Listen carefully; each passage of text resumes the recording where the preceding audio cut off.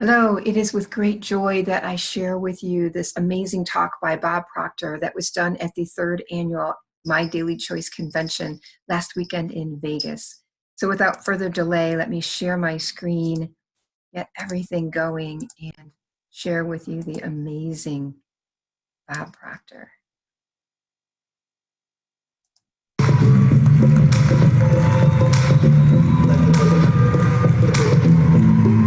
I like this song. I don't know where it came from, but I like it.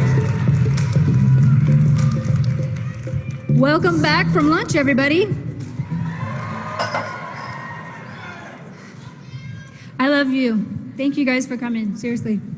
We appreciate you guys so much. You guys, I have the honor and the privilege to introduce you to somebody that I think very, very highly of.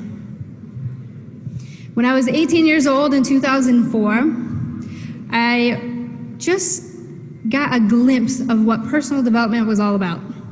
I was this young 18-year-old kid, just saw a network marketing presentation for the first time, kind of like Todd Falcone. They did the circles on the board, all the whole thing. And I knew my life was going to be changed forever, for sure. But at the same time, in the same year, I watched a movie called The Secret. How many of you guys have seen that video? It's on Netflix now.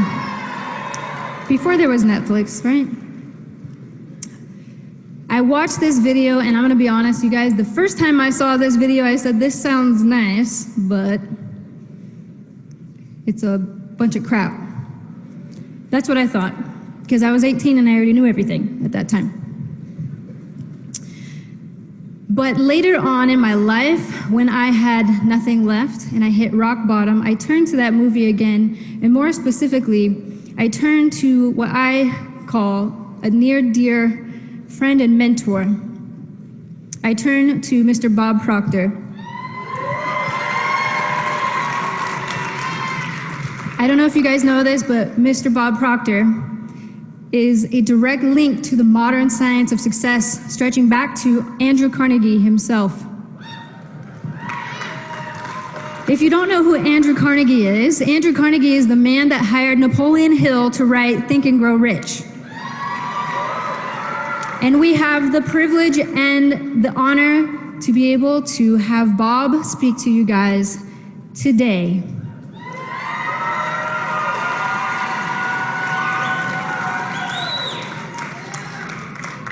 So without further ado, let's introduce to the stage. Get on your feet for Mr. Bob Proctor.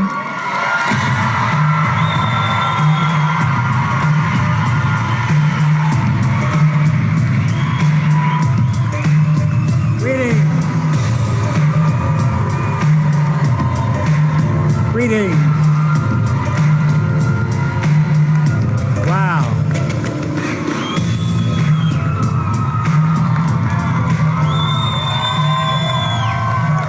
Greetings, greetings.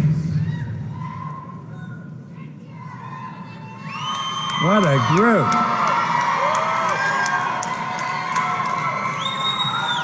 Jenna and Josh have really started something, haven't they? Wow.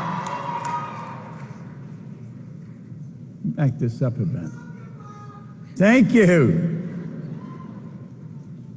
I've been looking forward to coming here. You know,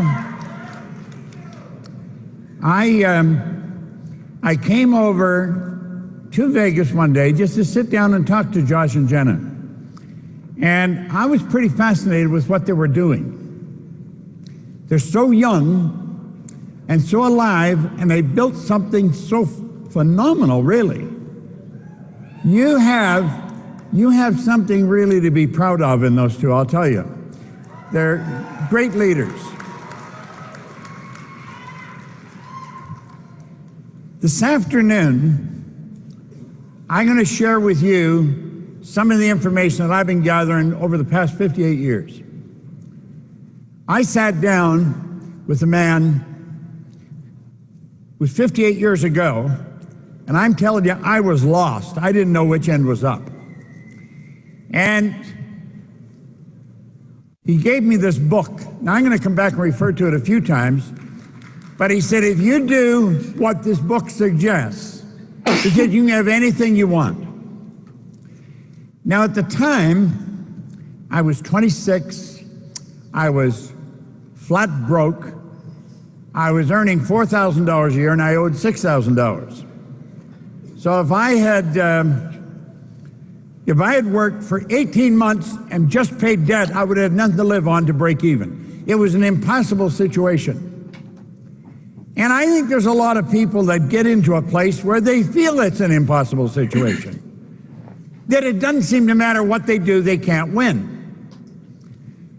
But I have come to learn that there's no such thing as an impossible situation. There's only situations that we have difficulty accepting. If we listen to someone that's done what we would love to do and then do exactly what they tell us, we're going to win. Now, that was a very unusual thing for me to do because I was 26, I'd been out of the Navy, I'd been fired from all kinds of jobs. I would never do what anybody told me to do. In fact, I resented anybody telling me to do something. And so I had a very closed mind. I wasn't going to go far or do anything. And he said, read this book. Well, I didn't even read comic books. I had never read a book. But I'm going to tell you, when I started to read that and listen to him, and he said, do exactly what I tell you until you find out I'm lying or that I don't know what I'm talking about. He didn't tell lies, and he didn't know what he was talking about. And my life started to change. And so I want to share some of that with you and talk about where we're going and what we're doing. We talk about connecting the dots. Most people never learn how to connect the dots. School doesn't teach us how to connect the dots. And so a lot of people are wandering around, they don't know what to do. Their life isn't going where they want it to go, they're not doing what they want to do, and they're stuck. And they don't know how to change it. What I'm going to share with you is how to change any situation you've got. And you can connect the dots. We're going to talk about how to earn more money. I love earning money. I just absolutely love it. Now, you see, money enables us to do the things we want to do. Money enables you to extend the good you do far beyond your own presence. My partner and I made a decision a number of years ago. We were going to build schools in Africa. We build a new school every 2.5 weeks. Our goal is to build one every day. So we couldn't do that if we didn't have money. It cost a lot of money. So there's thousands of children now that are getting nutritious food, warm clothing, just everything under getting educated because we have a little bit of money.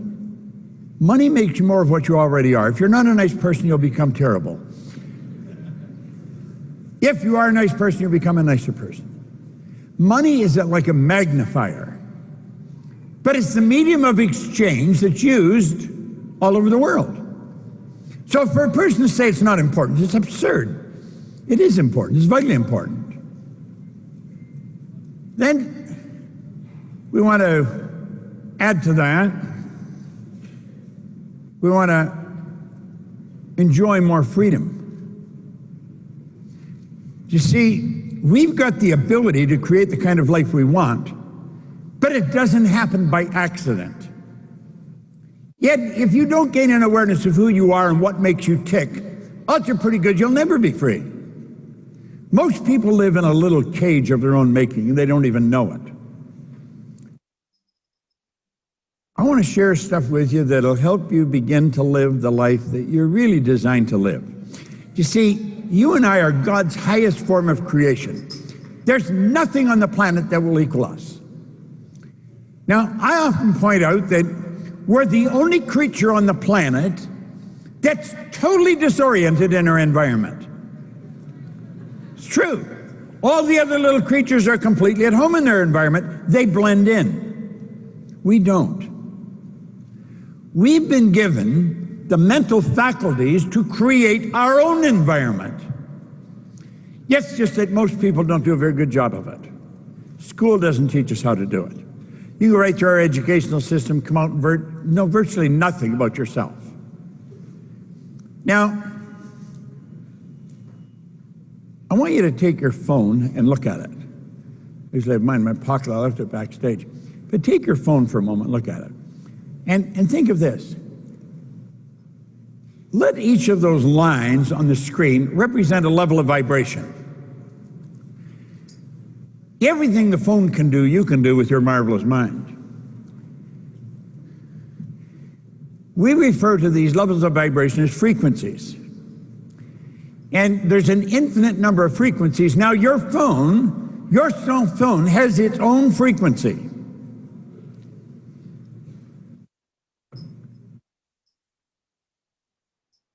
If I've got your number in my phone, I can hit send, bang, you get the message. Doesn't matter where you are. I could take a picture, hit send, and simultaneously with me hitting it, you'll have it. See, in truth, there isn't any time or space. That's an illusion. We're dealing here with energy, and we're dealing with frequencies. We're dealing with energy.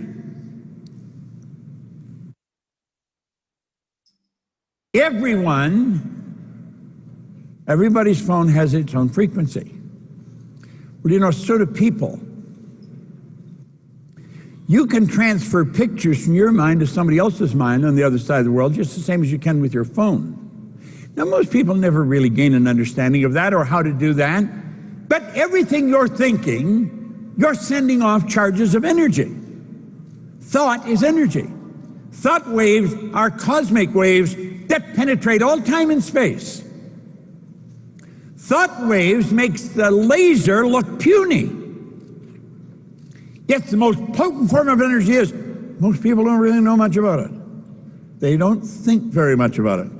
Every great leader that has ever lived has been in complete and unanimous agreement that you and I become what we think about. They've disagreed on almost everything else but that one point. We truly do become what we think about. You know, most people think of what they don't want. They spend time thinking of what they don't. I get so sick of living this way. I'm so tired of never being able to afford it. I'm so sick of not taking a nice vacation. I'm so sick, and that's all they're talking about. And they're attracting it. They've magnetized themselves to what they don't want. When I sat down and talked to Jenna, I felt like I was in an echo chamber.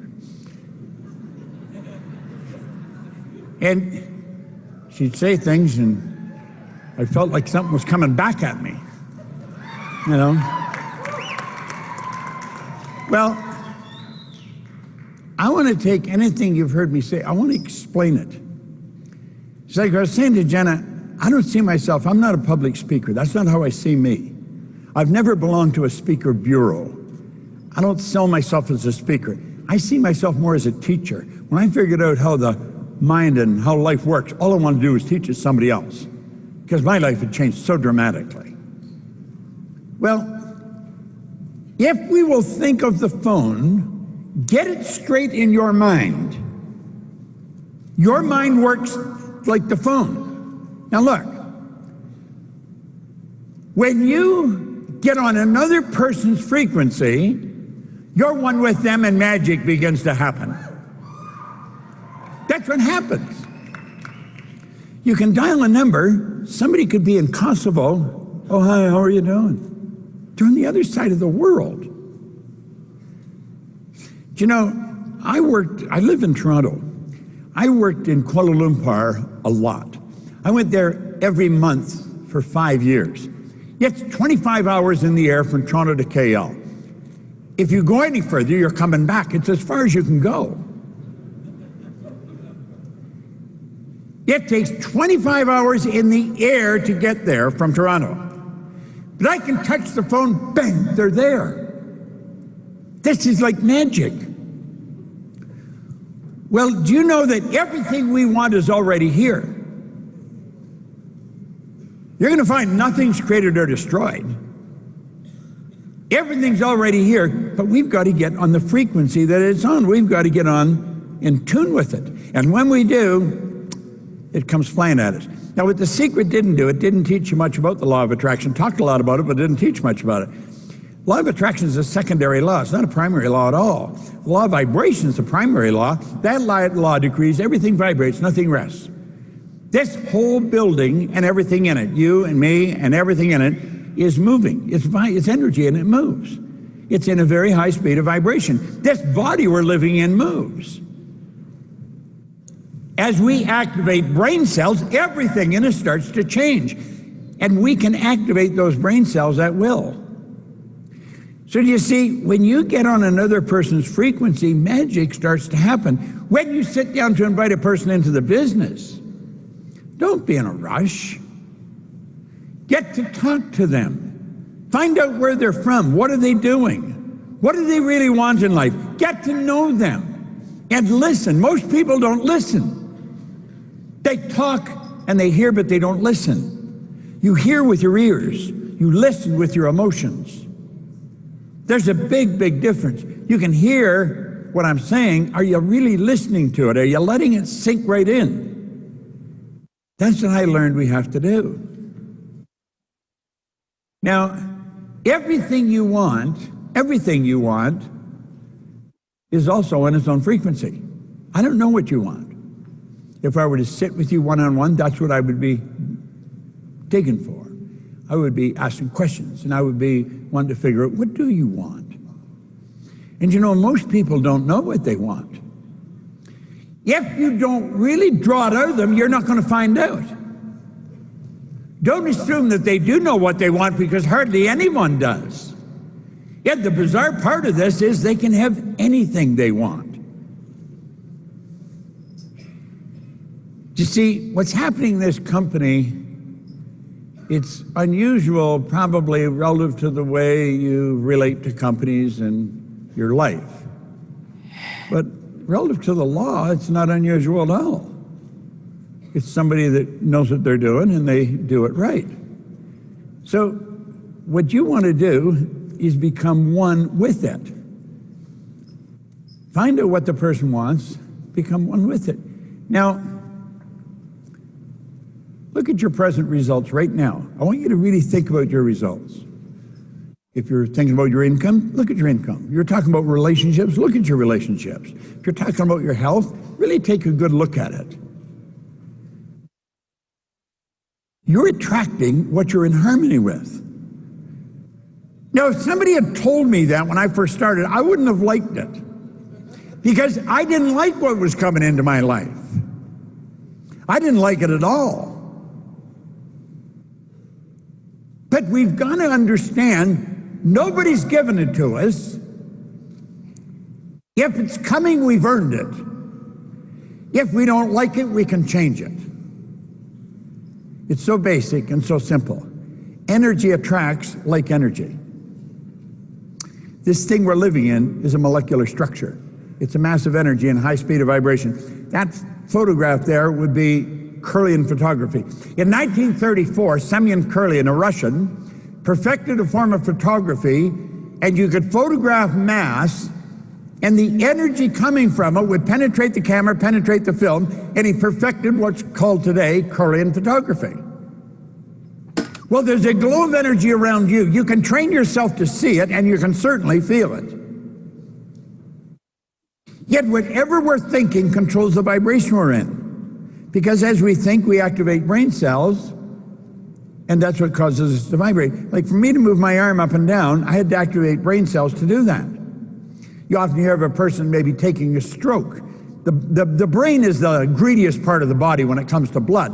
Well, if the blood stops for some reason to go to a group of cells in the brain, those cells die. That's the electrical system's cut off. And then the arm's just hanging. Won't work.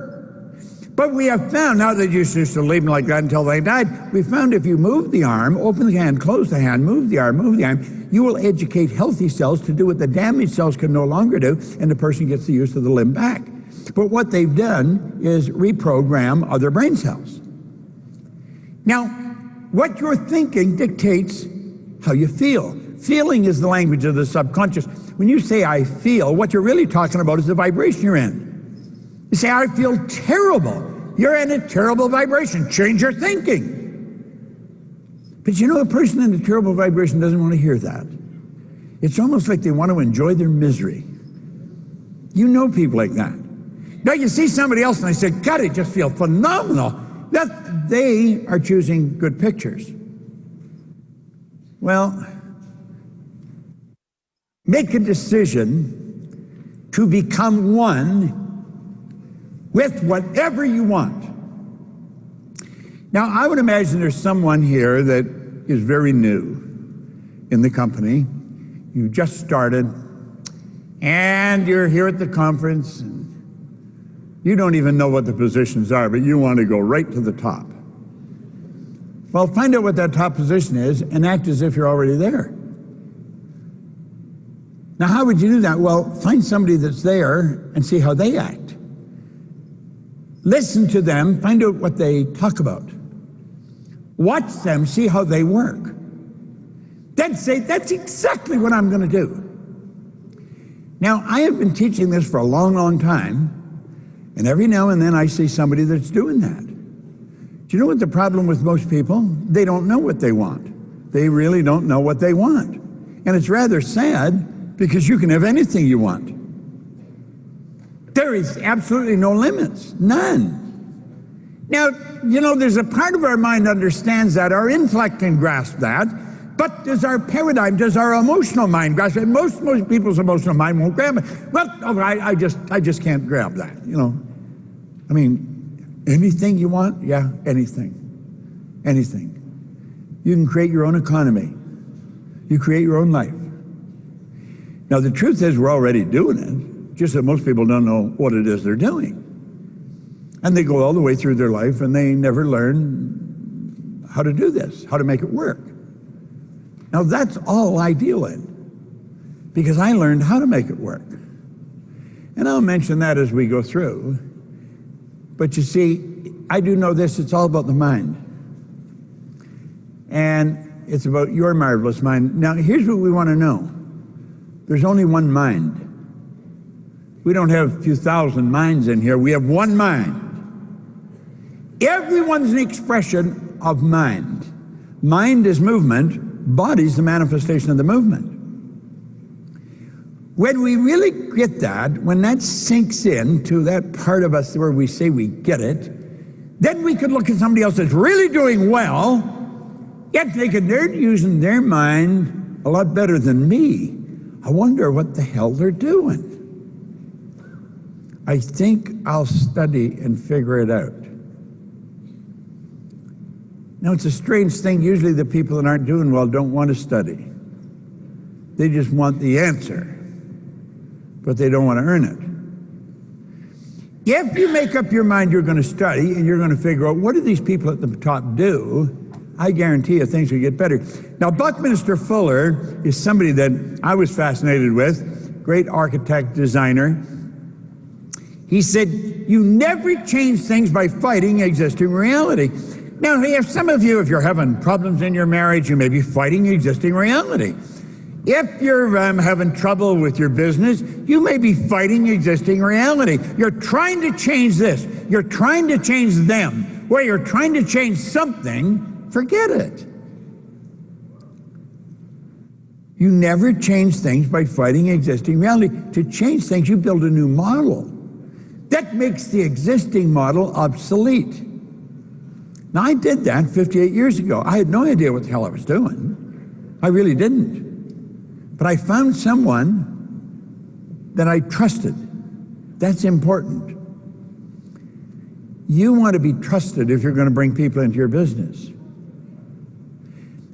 Billy Sharp, one time with the Stone Foundation in Chicago, a psychologist, he taught me something that I found very important. He said, a person will not share their problem with you until they feel you've got the solution to their problem.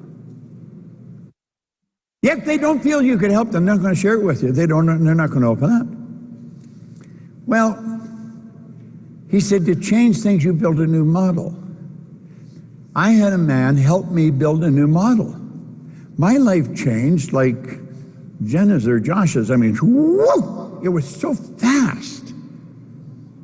People stopped talking to me. Friends that I thought were friends, they stopped talking to me. They resented the fact that I was winning, I think. I didn't ever figure that out at the time, but I thought, I'm not going to let that bother me. That was a big move in itself. Now, if you really want to make your business rock, build a new model. Treat this conference as the turning point. Say, I don't know what I'm going to do, but I'm going to listen to the leaders and I'm going to do exactly what they tell me, even if you don't like it. And you may not like it, because what they're going to tell you to do is not in harmony with your habitual nature. They're going to tell you to do something that's more in harmony with their habitual nature. See, the beautiful part of this industry is that there's leaders. Now, there isn't as many as there's going to be, but there's leaders. If we study them, we'll see what they're doing, and we can do what they're doing. Now, I remember him telling me that. He said, just do exactly what I tell you. Now, you know, I had spent a number of years in the Canadian Navy. I had worked in bars and in factories. In fact, I couldn't hold a job. I had a terrible work record. I had a bad attitude. I mean, I was just about, you wouldn't want me even on your team. I mean, I was just that kind of a, no, you really wouldn't. I mean, I was a dead loser. And the idea that I could win was just so far removed. And you see, I would never do what I was told. And God only knows why, but when this guy said, do exactly what I tell you, his name was Ray Stanford, I decided to do it. And it didn't take me long to realize I made a wise decision, because compensation comes fast when you start doing the right things. Things start to change fast. You don't have to wait a long time, you know. Now, that doesn't mean you're going to become a millionaire tomorrow, but you're going to feel better about what you're doing right away. You're going to see immediate results in little things. If you're observant, you'll watch your life change right before your eyes. This is so good, and unfortunately, most people are extras in their own movie. They are. They're extras in their own movie. Why would they do that? It's their movie. They're underwriting it. They're the director, they're producer, they're the casting agent, they're the director, and they're extras. Somebody else is the star. Oh, look at him, look at her. Will you see that? Wow. And they're just looking. They don't realize their life is their movie. It's like Shakespeare said, all the world's a stage, and it really is. Now, you see, you should ask yourself, who's the director of your movie?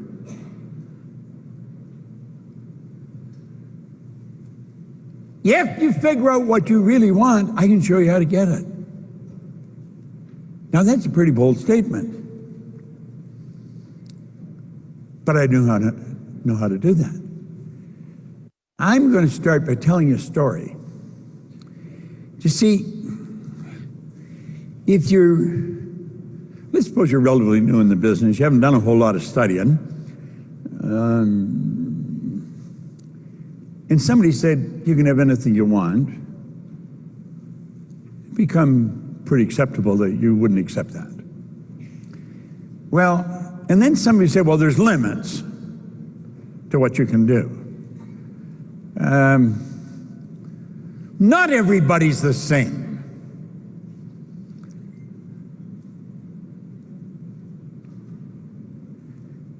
I got a call, I was right here I think a second where I was.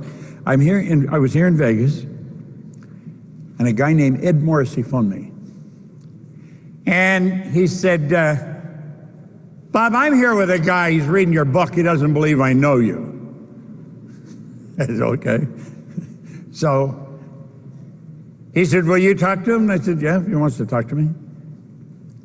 So this guy got on the phone, and he's thanking me for this book. He loved the book Born Rich. He was really into the Born Rich. Anybody that wants it, they can go to our site, go to proctorgallagher.com, and you can download it for nothing. You were born rich. And This guy was going nuts over the book, and he's telling me this all over the phone. And then he said, whereabouts are you? I said, what do you mean, where am I? Well, where are you now? And I said, I'm in Las Vegas. He said, could I come and see you? And I said, yeah, if you want. He said, well, I'm in LA, so he says, it won't take me long. Now, I'm going back about 18, 19 years. Guy's name's Phil Goldfein. And he got here, so I built a bit of a rapport with him. I'm rapping back and forth. And I said, Phil, what's the most you've ever earned in a year? That's one of the first things I ask people. I don't care what the answer is, but I want to know what the answer is. When a person tells you what they earned, you've got an idea of where their mind is programmed. Because you can measure money right to the cent. You can't measure your health like that. You can't measure relationships. You can't measure anything as accurately as you can measure money. You go to a doctor and they'll say you're in perfect health, and you walk out and drop dead. That happens. How did he measure you so wrong? You know? But with money right to the penny. I don't really care what they earn, but I want to know. And then that gives me an idea where they're programmed, because you're all programmed. We're all I am, you are. And he said 250,000. Now, he later told me he lied. And I suspected it when he said it. He'd earn about 200. And I said, what do you do? He said, I'm a film producer. I said, are you any good? Well, I think so. I said, well, you're not very good if you're earning 200,000. Well, I don't know. I said, what do you really want? He said, I want to earn millions of dollars. I said, well, I can show you how to do that. I know how to earn millions of dollars. I said, is that all you want? No, he said, I want to win an Oscar. I said, I can show you how to do that. He said, really? I said, yeah.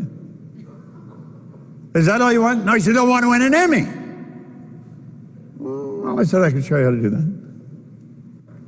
And he looked at me like, you know, what the hell are you talking about? Like, it didn't matter what he says, I could tell him how to do it. Do you know that everything you get, you're going to get the same way? Doesn't matter what it is. There are laws that govern this whole universe. One of the laws that Carnegie gave us, that's one of the best, he said, any idea that is held in the mind, any idea, doesn't matter what it is, any idea that's held in the mind, that's emphasized, that you keep thinking about. Now get this, that's either feared or revered. You know, the great sufferer Job in the Bible, he says, lo, the thing I fear has come to visit upon me. Hold a bad idea, worry, you're going to get it, make book on it, you can take it to the bank. He said, any idea that's held in the mind, that's emphasized, that's either feared or revered, will begin to close itself in the most convenient and appropriate form available. That's the perpetual law of transmutation. That's a law of the universe. Energy is always moving into form. Whatever you're thinking about, it's moving into form. I don't care, is it an Oscar you want? I'll show you how to get it. Now, let me share something with you. See where these statistics are. Okay? I can read this from here. The number of professional filmmakers in the world in 2018, there were 3,500,000. That's a reasonably pretty good competition, isn't it? Now, the number of feature films that were released in 2018, 12,198. 3,500,000 filmmakers, only 12,198 films made in 2018. The number of films that even competed for an Oscar, 341. I mean, it's getting pretty tight, isn't it? The number of Oscars awarded each year, just 24. Here I am. I'll show you how to get that.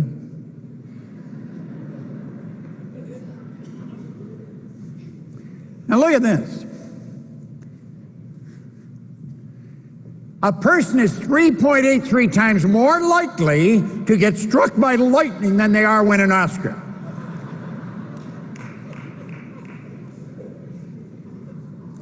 The odds of winning an Oscar are about equal to the odds of finding a pearl in an oyster.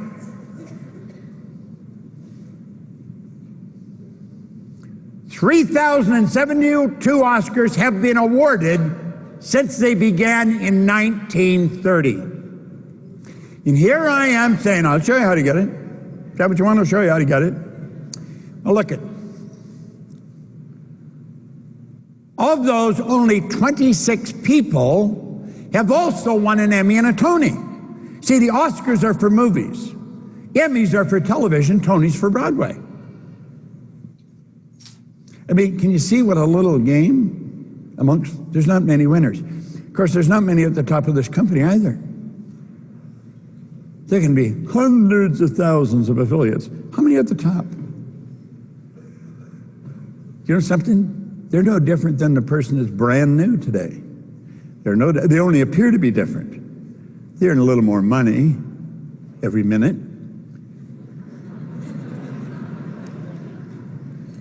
You know, I have an affirmation. I am so happy and grateful now that money comes to me in increasing quantities through multiple sources on a continuous basis. I've been repeating that for years. You like it? It's so good, isn't it? Love it. When we go to bed at night, I know as I go to sleep, it's still coming in. And in the morning, I never counted.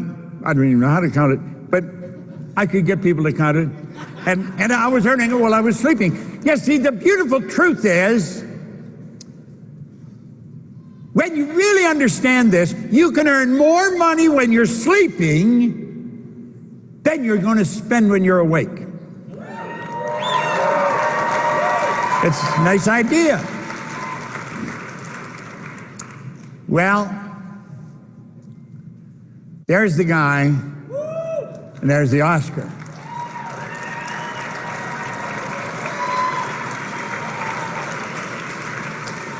I had him stand up in a seminar in Los Angeles, stand up on a chair and give his acceptance speech after he had been nominated for an Oscar, but they haven't announced who was going to win. This was about a week before they announced who the winners were. I had him stand up in front of hundreds of people and give his acceptance speech for winning the Oscar. And he won it.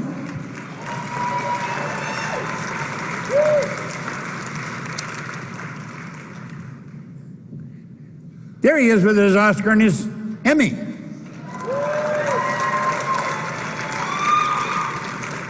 Now, I'm not saying this to impress you, but to impress upon you, this guy knew nothing about what I'm talking about when he came here to Vegas to see me. He is without question one of the best students I've ever met. If I suggest he does, I never wonder whether he's going to do it. I know he's going to do it. If I say study this, I know he's going to study it. Never a question in my mind.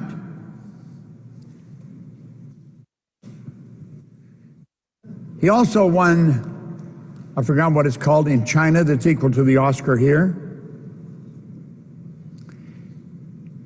I don't know how old Phil is, but he'd probably admit to being 50. He was taking his 4-year-old son about 10 years ago, swimming at a local college down in Los Angeles area.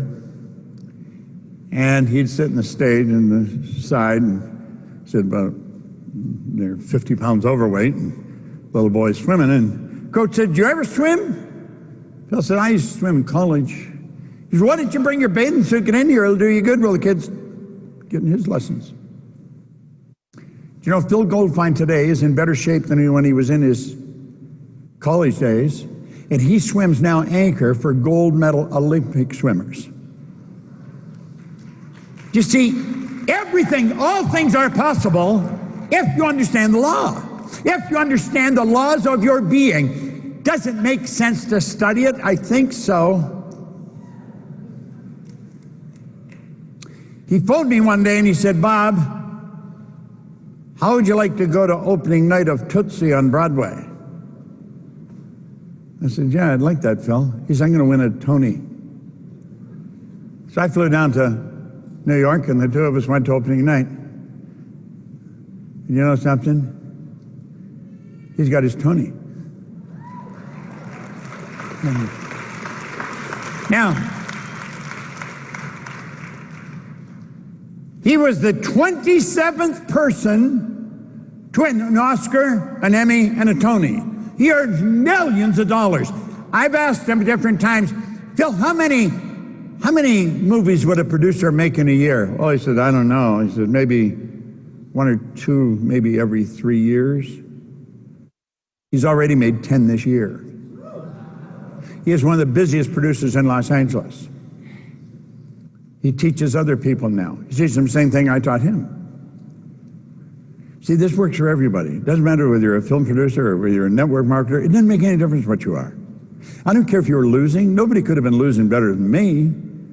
I mean, hell, I was unhappy, I was sick, I was broke. I didn't know the war was over. I had been kicked out of school in grade 9 after 2 months. I've always known if I could win, anybody could win. I've always known that. I was losing. I was going the wrong direction at such a rapid clip. Yet I knew when I turned around and could do it, anybody could. In fact, I was talking to classification one time at Kingston Penitentiary. That's maximum security in Canada. And they got me to go in. I said, only under my terms I'll go in. So I said, anybody that's in there that wants to come and hear me, you got to let them out. Well, I said, you can't let them all out. And I said, all of them or none of them, I won't go. Well, I stuck to my guns and finally they did. Now there was a guy, Joe Gardner. He's gone now, God bless him, but he turned into a very good friend. Big guy. I mean, physically, he was big. And he had been sentenced to 27 years in penitentiary. He had been in solitary confinement for 7.5 years.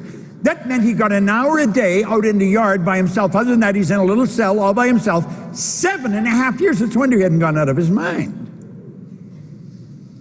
And he would come to those meetings because I was taking coffee and donuts and cigarettes. I was baiting the hook. You say, what the hell? I mean, whatever it takes, you get him in there. And you know how they have these long tables, like, put stuff on, and he would sit, there would be a table at the back of the room, everybody else was in chairs, and he'd sit in the back and swinging his legs. And this guy'd be drinking coffee, eating donuts, smoking cigarettes. He was like an animal. And I'd say something serious, oh, that's a bunch of crap. Everybody was afraid of this guy, including me. And he was really in charge of the meeting. Everybody'd laugh, he'd laugh. I wasn't making any headway. It's 165 miles from Toronto to Kingston. Now, there's no stop lights, no traffic lights. It's just straight highway, so it's not a bad drive. All the way down there, I was scared. I was afraid of this guy. But I also knew that if I continued the way I was going, I might as well quit going there. And I didn't want to do that because I was pretty firm with classification when they let me in. So after about the third time of doing this, I would go once a month. I mustered up all the courage I could driving down there. And I started to teach this class, and right at a serious part, he started to laugh. I just put whatever I had in my hand down. I went back. I stood right in front of him. We were face to face. And I'm going to tell you, that was the bravest moment of my life. I said, you've got to be the dumbest bastard I've ever met. Well, this guy, you could see his face go red, every muscle in his body tightened up. I thought he was going to kill me. And just as fast as he went like that, all of a sudden he started to laugh. I guess he thought this guy is really crazy doing that. Now, this all happened in a few milliseconds. I mean, it didn't take a week or something like that. I told him I thought he was crazy. And I followed up by saying, I can tell that screw to open the door. I can go out and get in a car and drive away from here. They're putting you back in a cell for another month. I could show you how to get out of here. Well, he didn't say anything more. He was quiet through that meeting. The next month when I went down, he was sitting in the front row. And if anybody shuffled their feet, he'd look at them. He was like the cop. Do you know, he got out on a special ticket. Now, his wife, he'd been there 7.5 years. His wife had a little girl while he was in there. And of course, it wasn't his little girl. They had two boys. There was a priest, Bobby Cadet, who built a friendship with Joe while he was in there. And he went and arranged, and he got Edie, his wife, to come back with him. He treated that little girl like it was his little girl. When I decided I was going to go and open an office in London, England, in my company, and I went down the parole board. Ignorance, there's a lot to say about ignorance. I'm hammering on the desk, you got no right keeping this guy on parole. Now, he had to report to the city police every week, and the Mounties, the federal police, every month. I said, he's the best guy I've got, I want to take him to England. They tore up his parole, give him his passport, and away he went. Yeah. Now, I'm telling you that for this reason. Phil Goldfine had all his faculties, he just didn't understand the rules for winning. Joe didn't seem to have any of his faculties. He became very, very successful. Phil is very successful. Joe's gone now. I have seen kids in school that were miserable failures. And the parents start teaching them this, they go to A/B average overnight. See, a kid isn't getting a C and D because they're stupid. They're getting a C and D because they got such low self-esteem. They know the answers, they know the material, they don't believe that they can do well. And so they're not going to do well. If we were to teach them something about themselves, help them build a very good image of themselves, they would win and ace their exams. And don't say they wouldn't, because I've seen it happen. Okay? Now, Phil got the Oscar, he got the Emmy, and he got the Tony. He's earned millions of dollars. He's still going like a rocket. And he has no intentions of slowing down. But he does exactly what I tell him. Now, I don't tell him what to eat or what time to go to bed. When the man said to me, when Ray Stanford said to me, do exactly what I tell you, what he meant is, if I tell you to study something, study it. He told me, he said, Napoleon Hill spent almost his whole life putting this book together. He said, I think it would be a prudent move on your part if you spent the rest of your life trying to understand and apply what he put together. So I said, I want you to read that every day. I've read that every day since October the 21st, 1961. Some of you, that was before your grandmother was born.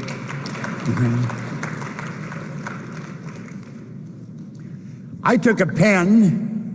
In 1973, I left the Nightingale Conant Corporation. I was sitting in a room, in a little den, in a house on Maplewood Lane in Glenview, Illinois, and I said, I'm going to build a company that operates all over the world. I had absolutely no idea how I was going to do it. Our company is represented now in 110 countries.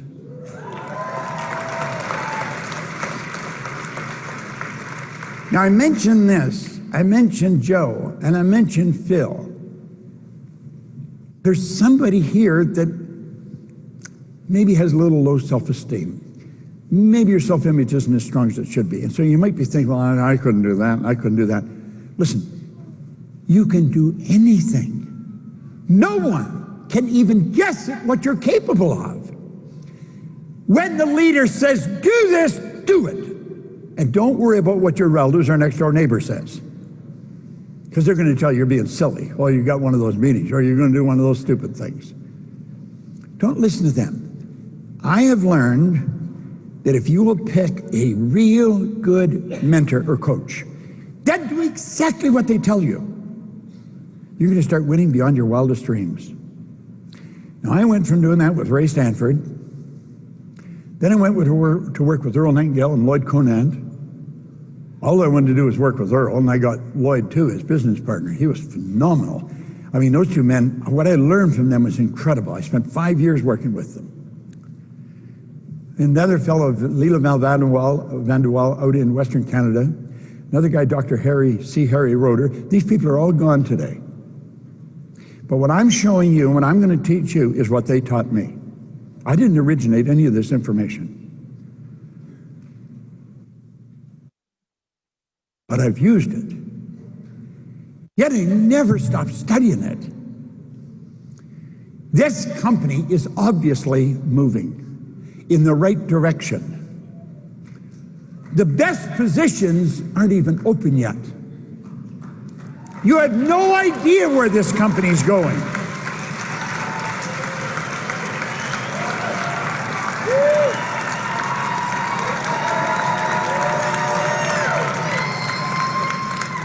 Make up your mind that you're going right to the top. Don't fool around with the next pin. Go right to the top. Think like they think. Study what they study. Work like they work. And I guarantee you it'll all fall into place, because that's the way it works. Now, Phil phoned me just a couple of weeks ago. That's a terrible picture, but it was taken with his phone, transferred to my phone, and I took and made a slide off my phone. He told me, he said, about 2 weeks ago, he said, Bob, I'm going to go for another Oscar for the movie Claire. And so he started to tell me, I said, Phil, I'll tell you what to do. Go get a photograph of yourself holding the Oscar in one hand, the one you've got, and then have a photograph taken with the Oscar in the other hand, and then get somebody in Photoshop to take and put it together so that you got one in both hands. Take a picture, carry it with you, stare at it, you put that in your subconscious mind, it has to happen. There's a picture of him holding both trophies. When he keeps burying that in his subjective mind, it has to move into forth. See, your subjective mind is universal intelligence. Universal intelligence just works one way. And it's like the earth, it's immoral. It doesn't care what you plant, but it'll return what you plant. Whatever you're getting emotionally involved with is going to materialize in your life. If you're emotionally involved with problems, make book on it, you're going to get more of the same thing. That's where I was living when I met Ray. He said, Bob, every time you catch yourself thinking of what you don't want, stop and think of what you do want. He said, set a goal, put it on a card and carry the card in your pocket. Gold cards are something I've carried now for going on 60 years, 58 years. Now, when you set a goal, what you're doing is you're taking a picture in your mind and you're painting the picture in words. It's like Van Gogh was asked how he did such beautiful work. He said, I dream my painting and then I paint my dream. Write your goal on a card, carry the card loose in your pocket. Now what happens when I put my hand in my pocket and I touch the card, the sensory factor touch is affected. It sends a light message, rifle firing through my central nervous system, strikes those cells in my brain, they're activated, and the picture of my goal flashes on my mind. So you see, it's all electronic. You're much like your phone or like your computer. You're in charge, and you can dictate what pictures you want coming on your mind, and that picture must move into form. That's an absolute law. Now, Phil sent me the picture, so I put it up there for you to see. We're only limited by weakness of attention and poverty of imagination. That's the only limit we've got. Weakness of attention, got to focus on what it is you want. You've got to give it your undivided attention. And poverty of imagination. Use your imagination to build enormous pictures. See great things happening in your life. Imagine Jenna and Josh sitting when they were first starting. Do you think they could see this room in the Mirage full, thousands of people? That's right. Most people say, oh, they wouldn't see that. They must have, or they wouldn't have it. You wouldn't be here if they hadn't imaged it. What you're seeing is the manifestation of something that was going on in their mind. Now, how did they get this picture? They let it come on the screen of the mind. What pictures are you holding on the screen of your mind? The only limit is weakness of attention and poverty of imagination. Now, attention is drawn through your higher faculty, the will. The will gives you the ability to focus on one idea to the exclusion of all outside distractions. Okay? Now, there's two things that you have to know if you really want to live your dream. You have to know where you are, you have to know where you're going, and you got to move in that direction. Now, why are there so many people stuck? Think. If we think about this, it's so simple. Why are so many people stuck? You'll find people right here in this room that are stuck. Well, there's a couple of answers to that. One, you'd say they don't have a goal, and I don't necessarily think that would be the right one, because even though they may not be too articulate with it, they might not have it written on a card that they carry in their pocket, they probably can tell you something they want. They maybe haven't really refined it or written it out, but they're talking about something they want. They would have a goal. It's just not very sophisticated. I think the problem lies down here. This problem right here is where you are. Most people don't know where they are. See if you can relate to this. When I was a kid, my mother would say, "Why'd you do that?" I say, "I don't know." "What do you mean you don't know? You know better." "I know." "Well, why'd you do it?" "I don't know." School teachers, "But why'd you do that?" "I don't know." "Well, you know better." "I know." "Well, why'd you do it?" "I don't know." I went in the Navy. Every commanding officer, "Proctor, yes, sir." "Why'd you do that?" "I don't know, sir." "Hell you talking about you don't know? You know better." "I know." "Why'd you do it?" "I don't know." Now I got married. My wife says, "Why are you doing that?" I said, "Drop it, right there." Now think, we're doing things we don't want to do, yet it's giving us results we don't want to get, and we don't know why we're doing it. Think about this. You already know how to do a lot better than you're doing. I know how to do a lot better than I'm doing. Our problem is not that we don't know. We do know. Our problem is in paradigms. We throw that back up there, you know. Look it. Here's the problem right here. It's in paradigms. Now, I want you to ask yourself, don't ask anybody else, if someone asked you to explain exactly what a paradigm is, how well do you think you'd do? Most people wouldn't do very well. If you went and looked up, we know it's to do with the mind, if you went and looked it up in, I don't know, some kind of a book on psychology or behavioral science or psychiatry, you'd get an answer that you probably wouldn't even understand. A paradigm is what's in control of our life to a very large degree. And it's the paradigm that had me doing things I didn't want to do, even though I knew how to do better. My mother didn't know what was wrong, my teachers didn't know what was wrong, and the commanding officers I had in the Navy, they did not know why. They would say, "Proctor, why'd you do that?" "I don't know, sir." Well, you know better. They didn't know that there was a paradigm in control of me. I didn't know it. And so I got in trouble for doing something I knew better, but I did it anyway.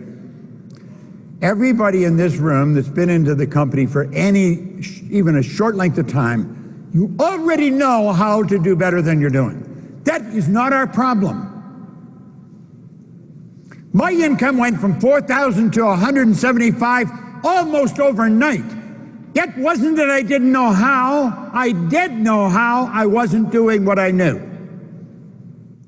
That's the problem that keep people stuck. If we go back to the screen, now look. Back that up. Went way too fast there. How'd that happen? We say paradigm is a huge problem for almost everyone. That is for your leaders. That's for Jen and Josh. That's for Bob. That's for the person next to you. It's for your parents. It's for everyone. Now let's take a look at what a paradigm is. A paradigm is a mental program that has almost exclusive control over our habitual behavior. Now think, a paradigm is a program that has almost exclusive control over our habitual behavior. And get this, almost all of our behavior is habitual. Now don't take my word for this and just listen to it as a talk that you're getting at a convention. Stop and think. If you're living with someone they do when they get up in the morning? There's a pattern, there's a routine that they fall into. You could almost write a book on it. And if you're living with someone, you don't mess with their routine in the morning. They're just quiet and get moving. He pours the coffee, she pours the coffee, but there's a routine. And it's exact almost. Well, that's the same with our life. You can almost write a book on what we do. Now let's take a look at the areas of your life that paradigm is in control of. Now, it would be really wise to pay very close attention here, because this is super important. Paradigms control your perception. Perception is a mental faculty. Animals do not have perception, humans do. Perception is one of the higher faculties that we've got. If I have a particular challenge that I'm faced with, I have an exercise that helps me shift my perception. It helps me change how I look at something. I will take and write the problem down in as much detail as I can, and so clear that if I were to give it to somebody else, they would see exactly what I see. So I get the picture in my mind, I paint it with words. I will take that written out, and if you try this, you'll find it'll work like unadulterated magic. Put it in the center of your desk or a table. I do it in my studio, or I'll do it in my dining room. And I'll get and sit down and I'll look at it. Then I'll say, now, is that problem in me or is it in the paper? I will work at getting it out of me and getting it on the paper. So I'm not going to relate to it as something that's in control of me. When I get it on the paper, then I'll look at it until I think I understand it. Then I'll go and sit on the other side of the table, literally, physically get up and go and move. And I'll look at it and I'll say, how would Earl Nightingale look at that? And mentally I'll play with that for a bit. Then I'll go sit somebody else and I'll say, how would Napoleon Hill look at that? Now, these people don't have to be alive. Okay? If you've studied them, you know their energy. And how would he look? And go sit somewhere else. And I may move around the table to half a dozen places. How would they look at that? And you know something? Pretty soon that problem's not a problem at all. I not only solved it, it's become fairly simple to solve. Perception is a mental faculty. Yet it's being controlled by your paradigm. Yet controls how you look at things. When you go to talk to a person about your opportunity, understand they've got a paradigm and they are controlled how they're going to see your industry.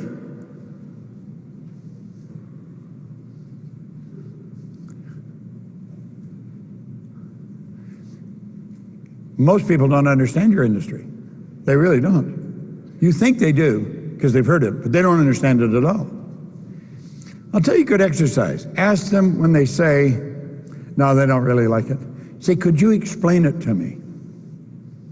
Ask them if they can explain how your company works.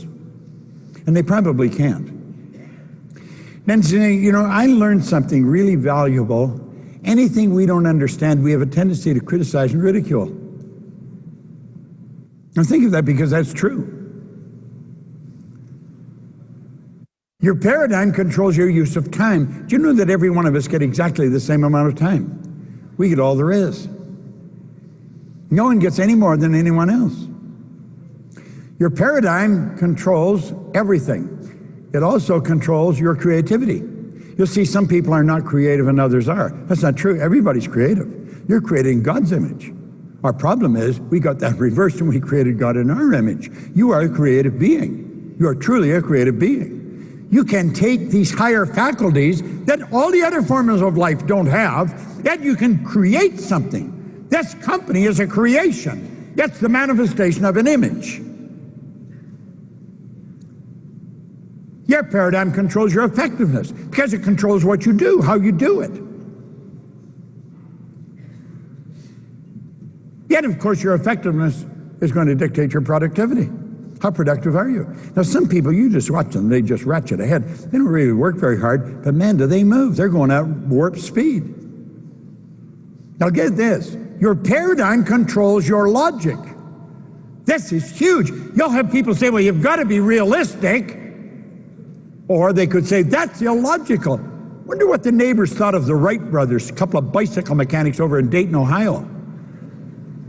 A little over 100 years ago. They must have been considered right out of their mind. Do you know their father was a bishop in some Reformed church? He told them they were going to burn in hell for suggesting they could fly. True. Now think. How often does logic stop you? Well, that's not realistic. If you can think it, you can do it when you think. And of course, it controls your ability to earn money. You see, one of the first things I'll ask, as I mentioned, is what's the most you've ever earned in a year? I don't really care what the answer is, but I want to know the answer. I will get a read on you just like that, where your paradigm's at. Now, if you're sitting down with somebody, the most they've ever earned is about $45,000 in a year, I would recommend you don't start to talk to them about earning $1 million in a hurry, because you're going to lose them right away. See, if you're earning more, what's something you'd really like, you know? Maybe talk about a car or a trip or something that they could relate to. But you see, most people really don't understand money. All the money in the world is available to us. All we have to do is earn it. And working happens to be the very worst way to earn money. It's true. Listen, this guy studied 500 of the world's most successful people. And he pointed out in here, if you believe that hard work and honesty alone will bring riches, Paris has thought it's not true. Riches, when they come in huge quantities, are never the result of hard work. Riches come, if they come at all, in response to definite demands based upon the application of definite principles and not by chance or luck.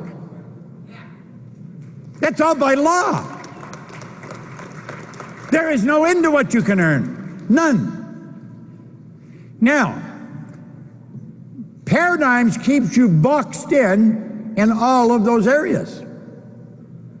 It's just like there's a box around us. And every time we go to change, we hit the wall. And it doesn't happen. When you make up your mind, you're going to change the paradigm, the wall comes down.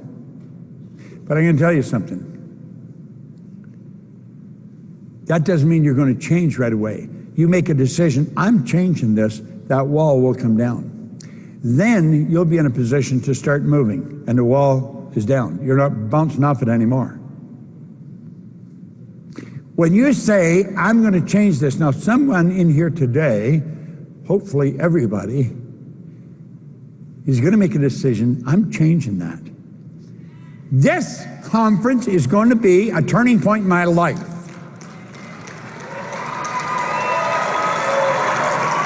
Now think, you spent money and you took time. Some of you traveled a long way. Make certain this is a turning point. And when you say I'm going to change, just think of this. The change can be huge, absolutely huge. And the change is permanent. You will never go back. You see, awareness is something you cannot lose. Most of us, when we're thinking of learning, we get hooked up on school stuff, and it's the intellect we're thinking of. Because that's what school focuses on, the intellect. If you get the degree, you've learned it. If you get this, you've learned it. Why are there so many people with degrees come right off their business card that don't know the war's over? They're losing. That's not in the intellect, it's in the awareness. Think of this. A person isn't earning $100,000 a year because they want $100,000 a year. They're earning $100,000 a year because they're not aware of how to earn $100,000 a month. When you help develop their awareness, it's something they won't lose. Like a baby is not aware of the difference between a woman and a man. Baby's not aware of the difference in a female and a male. That is something a baby has to become aware. They have to learn that. And when the baby develops the awareness, they never lose it. That'll help you understand the difference between awareness and intellect. When you become aware of how your paradigm is controlling you and then how to change it, there's no end to where you can go or what you can do. None. Now, let's suppose that's the only thing you change as a result of this conference. You're going to change your perception of this business. You're going to change your perception of you in this business. You're never going to look at this company and your position in it the same way again. You're going to see this as a vehicle that will take you anywhere you want to go, and there's nothing can stop you.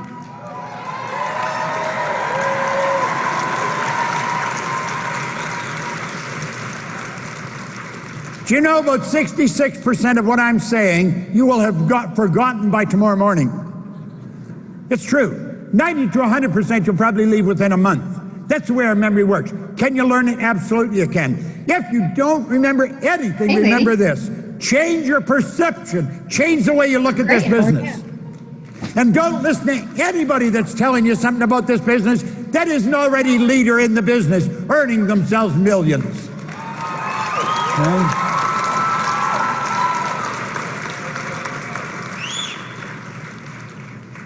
I was on the fire department when I started to study this. It was the best job I'd ever had.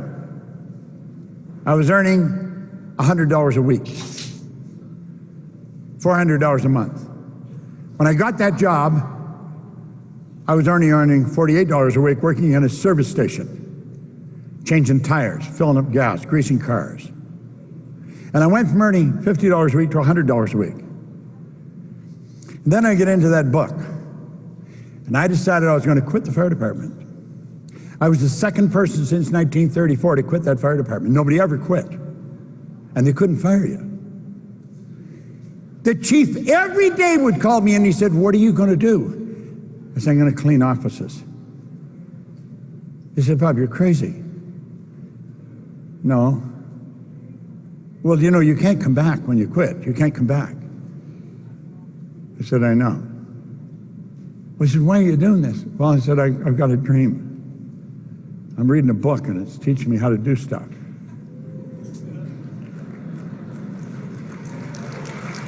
Let me tell you the bizarre part of this. I started cleaning one office, $15 a time to wash the floor. Then I got another office, $65 a month. Now I'm up to $100 a month. Do you know, I got it up that I was earning $14,500 a month, and I was afraid to quit the fire department. The chief was only earning $11,500 a year. I was earning $14,500 a month. Yet I was afraid to quit. Part of the paradigm was there's security in this job. There's no security in a job. There's no security outside of yourself. If you haven't got it inside, you haven't got it.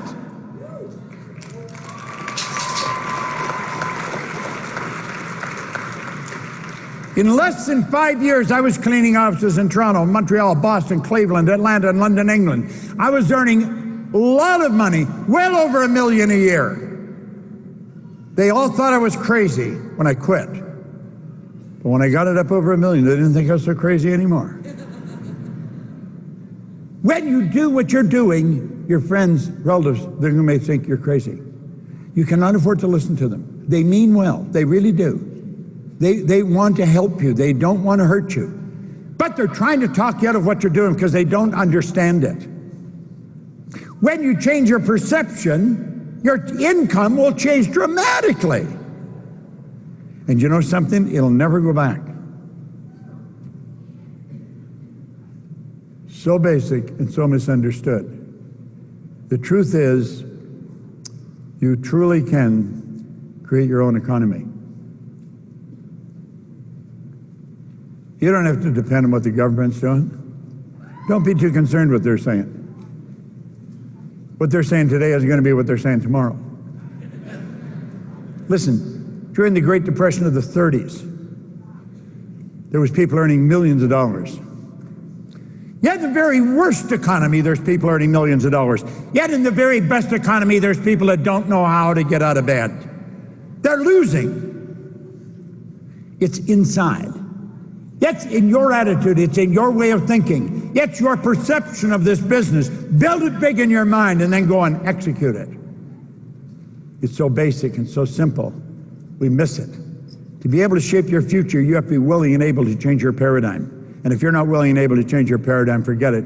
You're not going to go very far.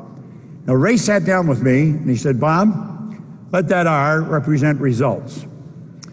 Then he said, let that represent happiness, health, and wealth. Then he asked me if I thought he was a happy guy, and I said, yeah, he seemed pretty happy to me, and he did. He's a great, big, happy guy. He said, have you ever seen me when I was sick? And I had to admit I hadn't. He said, have you ever seen me when I was broke? And again, I had to admit I hadn't. Well, he proceeded to tell me he thought I was one of the most miserable people he had ever met. And he said, you're always sick. You don't have a terminal illness, but you always got something wrong with you. And he said, you're always broke. Now, he was being kind. I was actually earning $4,000 a year, as I mentioned, but I owed $6,000. So, I mean, it was like an impossible situation. I just couldn't see my way out of it. He said, do you ever read anything? Now, I heard Jenna in a recording say that leaders are readers. And I've heard that before. Remember Charlie Tremendous Jones? He's gone now, but he was a great speaker. That's what he used to always say. And that's when Ray introduced me to this book. Then he told me the story about the book. And it's a pretty interesting story. And he said, if you'll study that, there's no end to what you can do. Absolutely none. I said, I don't expect you to understand what I'm telling you. But he said, listen, my way's working, yours isn't. I think that's the first time he really reached me. He said, my way's working, yours isn't. This guy always had a roll of money on him. Now, that's all I was interested in, was getting some money. I figured if I had some money, all my problems would go away. Because everybody's phoning me, where the hell's the money? You know, and I thought if I knew where the money was, you wouldn't have to phone me. Well,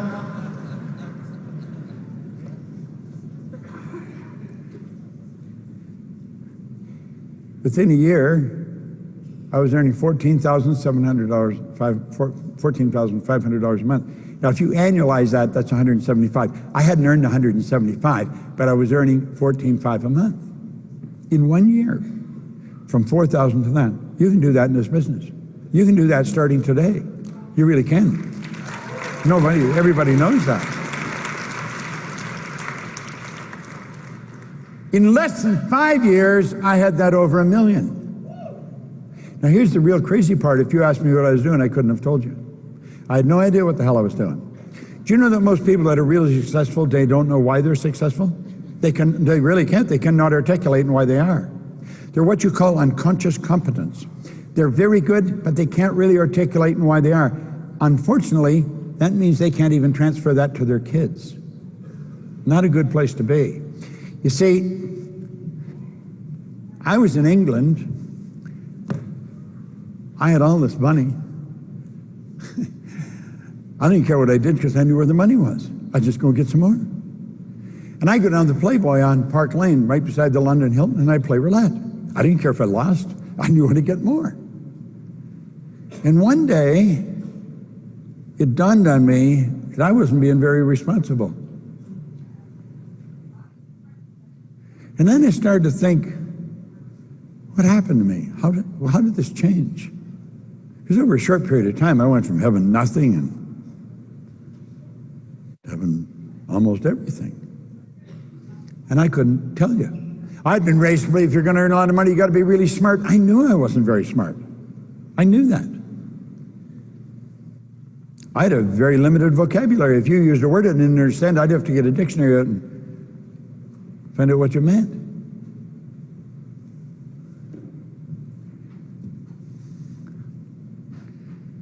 And I thought, how did I change? I'd been raised to believe if you don't go to school, you can't get a good job. I didn't have a good job. I owned the whole company.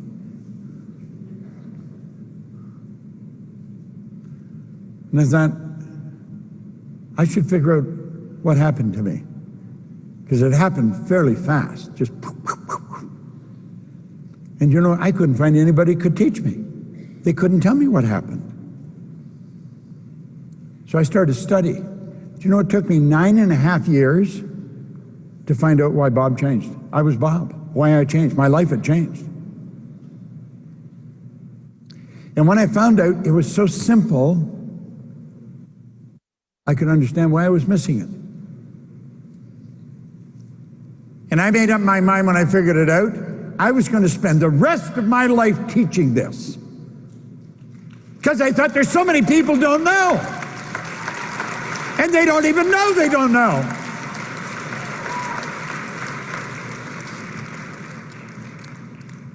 I left my own company. I went to Chicago and I got a job with the Nightingale Conant Corporation because I wanted to work with Earl. I wanted to study him. I took a job for $18,000 a year. That's a long ways down from $1 million plus. 3 years later, I was earning $33,000. But you see, I was prepared to pay them to let me work there. I just wanted to find out what they knew. I knew they knew. And you know what I found out? It's so basic. It was the repetition of listening to the records.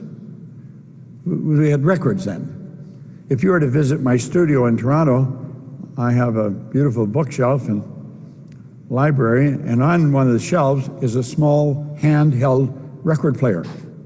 And I would drive around listening to these records. I got so addicted to listening to them, I had never heard anybody talk like this.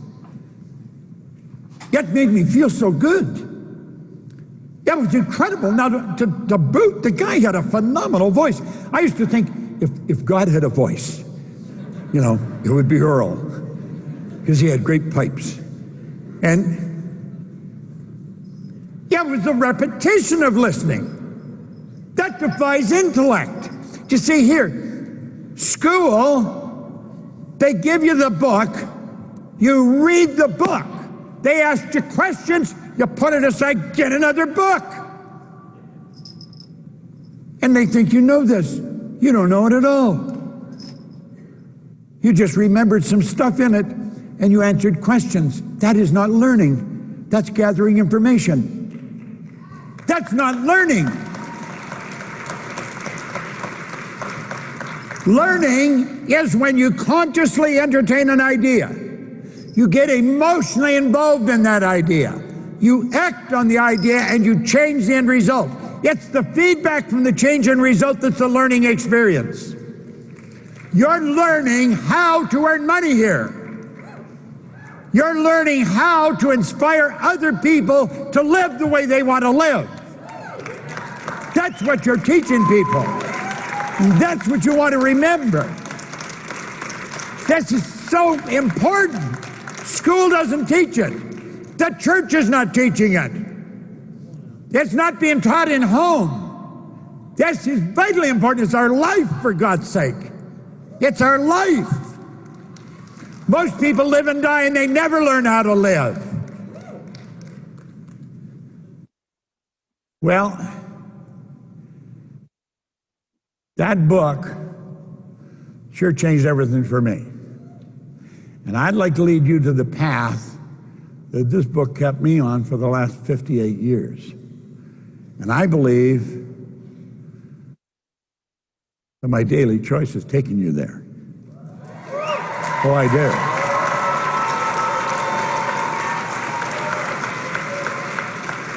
I have an assistant, Gina, who has worked with me for 33 years.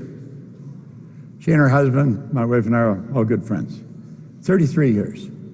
Gina's just a phenomenal person to work with. She takes care of everything for me. She and I went over to the office here in Vegas and met with Josh and Jenna. When I left there, I said, you know something?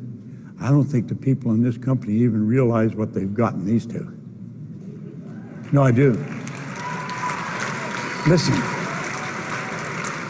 they've got inside of them something that you can't buy. But you can get it because it's built into the seam of this company. Now look at, build a big goal. Build a goal that inspires you every night when you go to bed. It fills your mind when you wake up in the morning. And understand this, if you can think it, my daily choice will help you get it.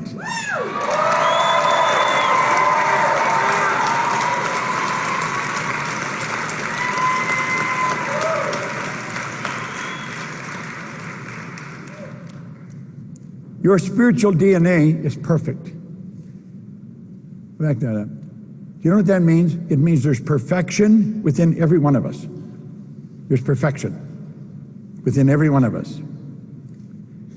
Yet doesn't require any modification or any improvement. Absolutely none. There is perfection within you. And that perfection seeks expression within through you. That's what causes you to want. My grandmother pretty well raised me. And I'm going to tell you something, Grandma was wrong on this score, because she said you should be satisfied with what you've got. Grandma was wrong. Never. You should never be satisfied with what you've got. You should be happy with it. Dissatisfaction is a creative state. Dissatisfaction is going to get you to reach higher, go further, run faster. Dissatisfaction is a creative state. It's the spiritual essence within us seeking expression through us. See, there's perfection within us, and it wants to express itself within through us. That's why you want. You want a Lamborghini. You want to buy the whole building. Whatever you want. Understand this. Everything you own when you die belongs to somebody else. You never own anything. You're merely a custodian. You should have it, and you should enjoy it, but you never own it. But what you are is yours forever. That's why we want to develop a greater awareness. We want to become aware of this perfection within us. Spirit's all-knowing. You know what that means? All the knowledge there ever was or ever will be is omnipresent. All the knowledge there ever was. The way to build a cell phone has always been here.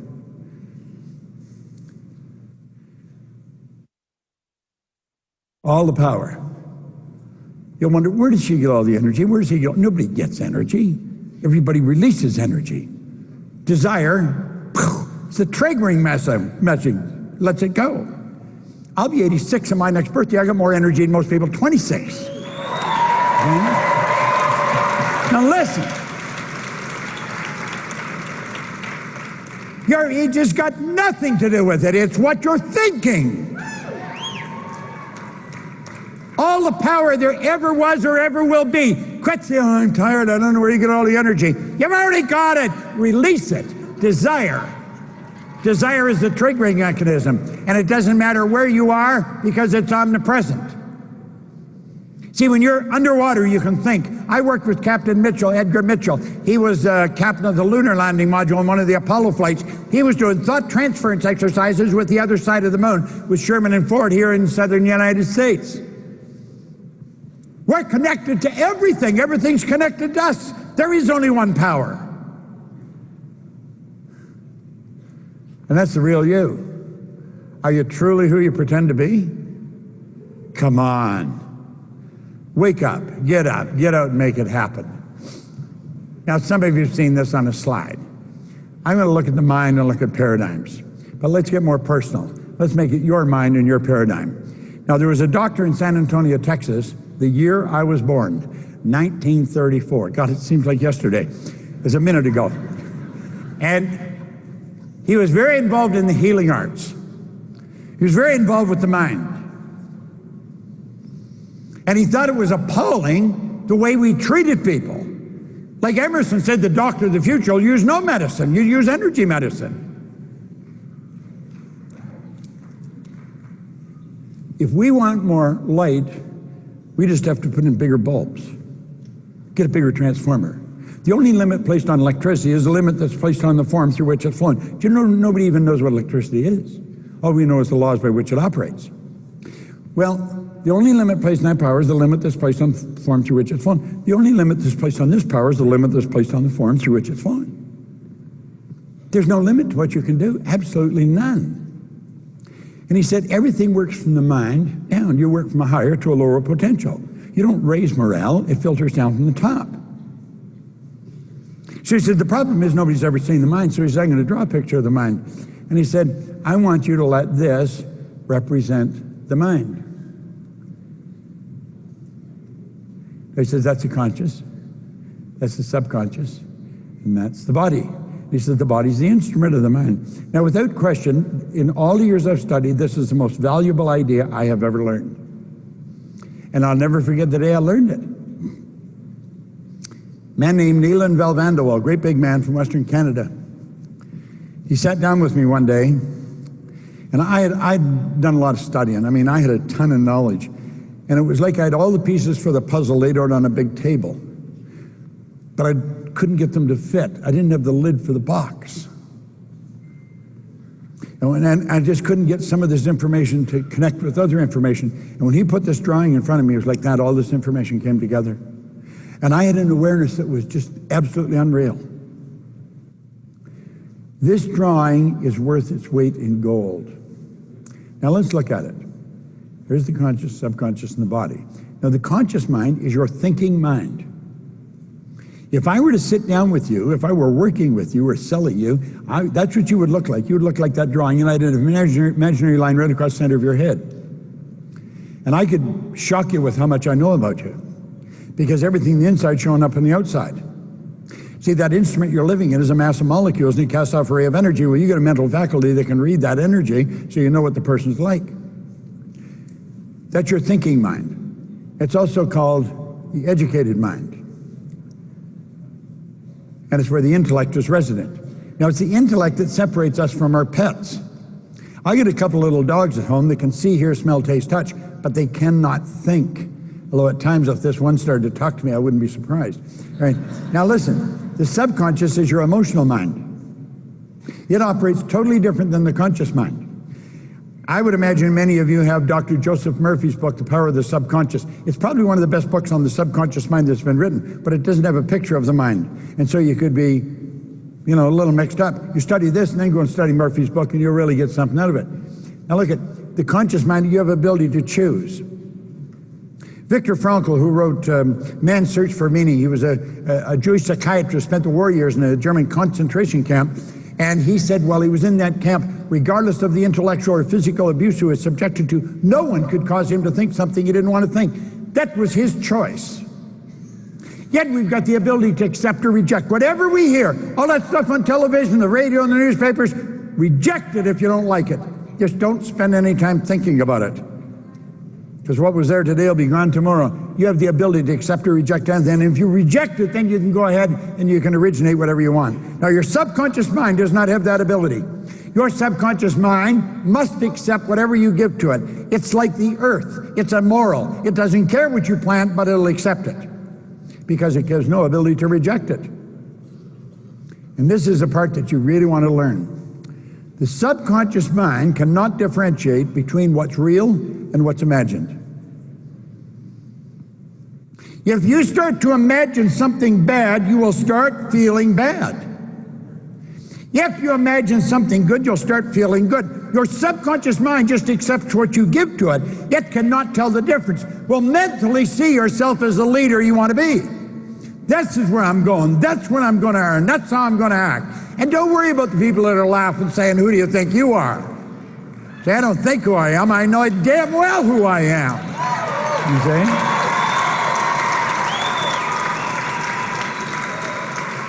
Now, with that in mind, let's look. That's information that's as accurate as you'll find, and it's valuable information. Let's look here. Here we are. We're being inundated with information today. This is us today. And we're getting bombarded with all kinds of information. Because we have a reasoning factor in our conscious mind, we have the ability to think. It's with reason that we think. Now, we have the ability to tell all that stuff on the radio, TV, newspapers. We have the ability to tell it, just get out of town. Get out of here. But we don't do that. We let it play. We not only let it play, we let it go right into our subconscious mind because we leave our mind wide open. Remember what I said, the subconscious cannot reject, and all that stuff's going right in. That's our emotional mind. Why would we do that? We've been programmed to do it. That's part of what we call the paradigm. How did that happen? I'll tell you exactly how it happened. Let's close the window on that for a minute and go over here. This is us as infants. Anybody's got a little baby, this is the way the baby arrives. The baby's mind is wide open, and whatever's going on around that baby will go right into that baby's subconscious mind. And it keeps going in. Whatever those people are saying or doing is going right into that baby's subconscious mind. That baby will grow up speaking the language of the people it's surrounded by. If you took the baby out of an English-speaking home here and put him in the suburbs of Beijing, that baby'd grow up fluent in Chinese. No knowledge of the English language. Almost all welfare recipients are fourth, fifth generation welfare recipients. That's why. If the parents don't go to school, the kids won't go to school. No one in our family ever went to school. I only changed one question. They said to me, "Are you going?" "No, hell, I'm out of here." I didn't want to go. I just didn't ask my kids if they were going to go. I asked them where they were going to go. Just change one question, and you change the whole breed. You see? Now look, over and over that information is coming in. It's being dumped into your subconscious mind. That's how a self-image is formed.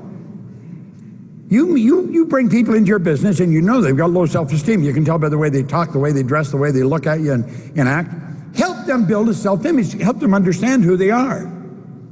Way back in the 60s, there was an author, Robert Heinlein, and he wrote a book called Strangers in a Strange Land. He said, in absence of clearly defined goals, we become strangely loyal to performing daily trivia until ultimately we become enslaved by it. That's what happens to most kids. They're enslaved by daily trivia because that's all they're surrounded by. That's what's dumped into their mind. And that's how the paradigm is formed. And here we are here. That's, you like the food you have, the way you dress, the way you talk, the way you meet, greet people. That's the way we are here 40, 50, 75 years later. It's just a program. And it's rather sad. Now let's take a look. There's a baby, a brand new baby.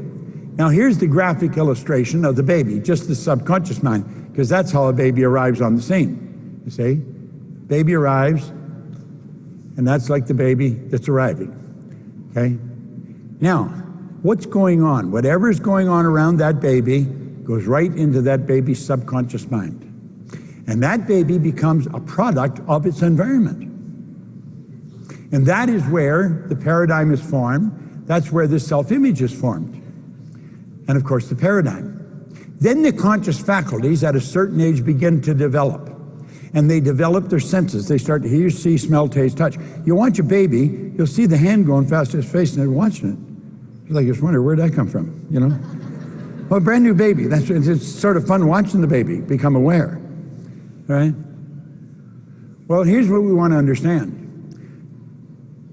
The conscious mind is also the intellectual mind, and here's the higher faculties: perception, will, imagination, memory, intuition, and reason. Do you know there's no such thing as a bad memory? Everybody's got a perfect memory.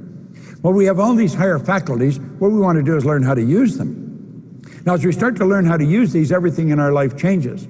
Now, at a very early age, we start to go to school. And what happens in school? Well, we don't learn what we should. What did Einstein say? The intuitive mind is a sacred gift. Well, the rational mind is a faithful servant. We've created a society that honors the servant and has forgotten the gift. Now, here's your higher faculties. You've got your perception, you get this flipper working properly, your memory, imagination, reason, intuition, and the will. These are like mental tools. As you develop these, you take control over your life. They're phenomenal tools. I've been working at those now for over 50 years. Here's the child going to school. Let's take a look. Okay? We get valuable knowledge in school, however, they taught us nothing about paradigms. So you got people that know how to do things, but they don't do it. Why? Superior knowledge, inferior results, and they get confused and frustrated. Now here's the model of the child. They've gone to school and they've gathered a ton of information, but the results don't match the information. Now you have relatives, you have friends who are absolutely brilliant, but the results would indicate that they don't know very much. And that causes a lot of frustration in the person's life, but it also causes a lot of frustration in their life. They're thinking, how come I see Harry and Betty, they're doing great, and they're not even very bright. They didn't even go to school. and they're earning millions. What happened? How come? Well, you see, it's the paradigm that controls the results, not the knowledge that you've got. You can have the knowledge. There's people in your business that have all kinds of knowledge. They really study network marketing. They have studied it. They understand multi-level network. They understand it. They can explain it. They can give you a talk. It'll blow your mind how much they know, but they don't do anything. There's a lot of people around this industry, been in it for years. They're not doing anything. What's the matter? They're following the same pattern school laid down for them. If they can talk well, if they got all this information, they figure they've got it. They haven't got it at all. Look at, if you're going to change your results, you've got to change the paradigm. It's absolutely essential. And how do you change the paradigm? It's repetition of information. So look, this is you. There's your mind, your body. There's your conscious mind, subconscious. And you've got all these higher faculties. We know that. And they're like little antennae. But we've also got these other faculties called our conscious mind, our intellect. And we want to learn how to utilize those. And most people don't know how they work. They don't know how. And yet it's with those higher faculties that you control your emotional state. You also control the results you're getting. And it's rather sad most people don't know that. They just don't know it. And that is because that's the way we've been raised. No knowledge of these higher faculties. We go by what we see, hear, smell, taste, touch. So we look at the report card and we go by what the report card says. You know what the report card's telling you? It tells you where your mind was at a few minutes, maybe 3 or 4 weeks ago. It's got absolutely nothing to do with your potential. Nothing. Why would we let that guide us? Because we've been programmed to. Now, this is a black and white deal. It doesn't matter how hard you work, how many hours you put in. If the paradigm doesn't change, the results ultimately remain much the same from one year to the next. And you'll see that happen in your company. You'll see it happen in your family. You'll see it happen in your social circles. People, nothing changes very much. That's rather sad. When paradigms stay in control, nothing changes. So if you're having difficulty really making it happen, understand it's the paradigm where the problem is. It is the paradigm. It's the conditioning in our subconscious mind. The more we learn about that, the more we take control over our life. Now, I'm going to share with you an idea that I learned from studying Think and Grow Rich, and it's the most valuable idea I've ever learned in all the years I've studied this. Just one idea from this chapter has been responsible for me earning literally millions of dollars. And I think it'll work for anyone. You see, Jenna mentioned it earlier. Andrew Carnegie in 1908 was the wealthiest man in the world. He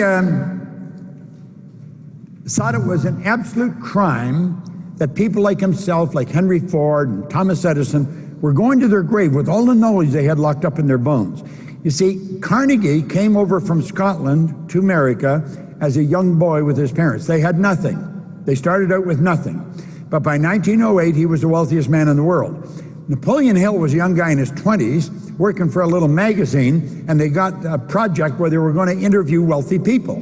He got the opportunity of spending 3 hours with the wealthiest guy in the world. So he got 3 hours with Andrew Carnegie. Carnegie spent 3 hours, and what Hill didn't know is Carnegie was looking for someone that could take all this knowledge and organize it. Because he says, it's a shame we're all going to our grave with this locked up in us. And so he had been looking for someone that could organize all this information, and he thought maybe Hill was the guy. So at the end of the 3 hours, he said, Napoleon, this meeting isn't ending, it's just beginning. I want you to come home with me. Hill later wrote that he was glad he took him home because he said he didn't have enough money to rent a hotel room. So here he is, a young reporter going home with the wealthiest guy in the world. Carnegie spent 3 days talking to him, explained his whole philosophy. At the end of the 3 days, he says, Napoleon, I'm going to ask you a question. And I just want a yes or a no answer. He said, would you dedicate the rest of your life to an idea for which you would probably receive no material compensation for at least 20 years? I've asked myself that question so many times. What would I have done if I was him? And I think I would have said yes. I think if I had spent 3 days with this guy, I think you'd get a read on him. You'd realize that he's not going to, he's going to be a square shooter. So Hill said, yes, he would. Now he said, Napoleon, I just want a yes or a no answer.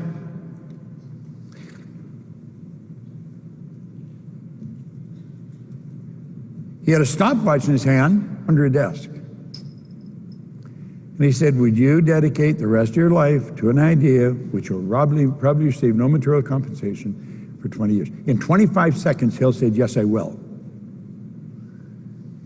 25 seconds.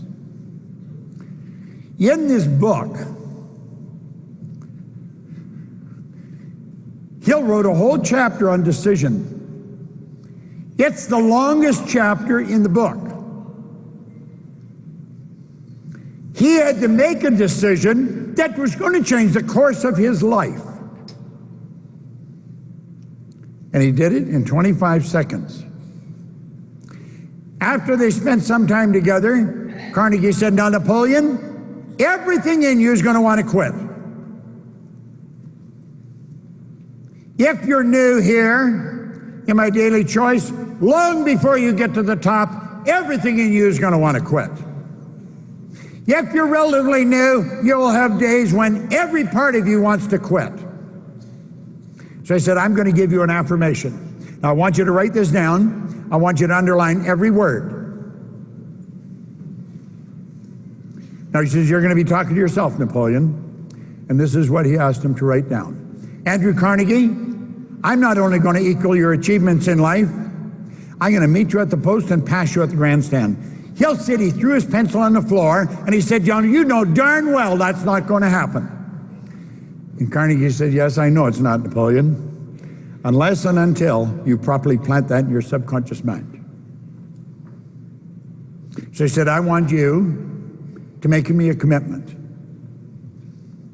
that every morning and every night you'll look in the mirror repeating that, talking to yourself. And I want you to do that for 30 days. And Hill said, well, I can do that. So he made a commitment to do that. Now he went home and he had made a commitment to his brother that he was going to finance him through college. He was living with his brother and he wasn't going to be able to do that. And he said he couldn't tell his brother. He just took on a task where he's going to work 20 years for nothing. And Carnegie told him he's not going to subsidize him. He's going to have to find his own way.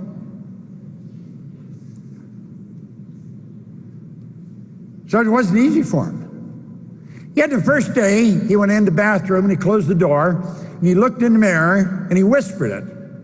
Andrew Carnegie, I'm not only going to equal your achievements in life, I'm going to meet you at the post and pass you at the grandstand. And he did that every morning and every night. And he said he felt like a darn fool. He thought this isn't going to happen, but he made a commitment he would do that, so he did it. By the middle of the month, he thought maybe it would happen. By the end of the month, he knew it was going to happen. I've done a lot of research on Carnegie. I've read where he made about 50 millionaires. Napoleon Hill has made millions of millionaires. Literally. Now, Carnegie introduced him to all of the world's leaders. He became intimate friends with Henry Ford, with Edison, with Firestone, presidency, everybody. He interviewed them, and he put together all this information. And he wrote the Laws of Achievement. From the Laws of Achievement came that book. So do you see, the man that gave me the book, he said, Bob, you get the best of thinking of 500 of the world's most successful people. There was a commonality in their thinking, in their mode of operation. And he said, that's why you win. Now this is where he's got it here. Look what he says. He points out here, analysis of several hundred people who had accumulated fortunes well beyond the $1 million mark disclosed the fact that every one of them had the habit of reaching decisions promptly and of changing those decisions slowly if and when they were changed. People that don't have any much success, they change their decisions, make them very slow, and change them fast and often. See, it's such a difference, such a big difference. Now, I'm going to show you something about decision that I think this is worth its weight in gold. So I would really think about this. Let these lines, again, represent levels of vibration. Levels of vibration are referred to as frequencies, and we think on frequencies. So we let these puffy little clouds represent our thoughts, and it's our thoughts that produce the results we're getting. This is a very valuable lesson right here. Everybody's getting results. They may be different all over the place, but we've all got results. Then we sit and we dream and we say, that's where I want to go, and I'm going to go there as soon as I get the money. I'm going to buy that car as soon as these people start producing. We're always going to change the result. We're going to get the dream when the results change, but what they don't understand is that the results are based on their thinking. Pretty soon the decision fades, and then pretty good, the dream fades too. Now you see that happen with people all the time. Now let's think about this for a moment. What's the problem? Well, the problem is the mind and thoughts are down here on this frequency. And the goal is way up here on this higher frequency, you see? The mind and the thoughts have to operate in the same frequency as the goal. Now that would be like me trying to phone you and I dial my sister's number. I'm not going to get you. Not when I'm dialing my sister's number. Well, if you're down here in the lower frequency and you're trying to get something from the higher, you're not going to get it. That's like trying to get FM music on an AM band. You won't get it. People don't understand this. And they think, well, you've got to know how. You've got to know where the money comes from. No, you don't. No, you don't. You only have to know that you're going. And you've got to say, I am doing this. I'm going there. I'm making a committed decision. When you're committed, you do it regardless.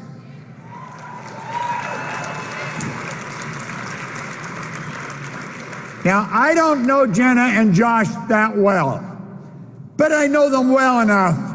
They don't have to know how to do it to commit to do it. And the second you say, I'm going to do that, you start to think and act like the person you want to become. Look what happened. You got rid of the lower way of thinking, and you instantly start thinking on a higher frequency. You see, as long as you're down here on this frequency, you're never going to get what's up there.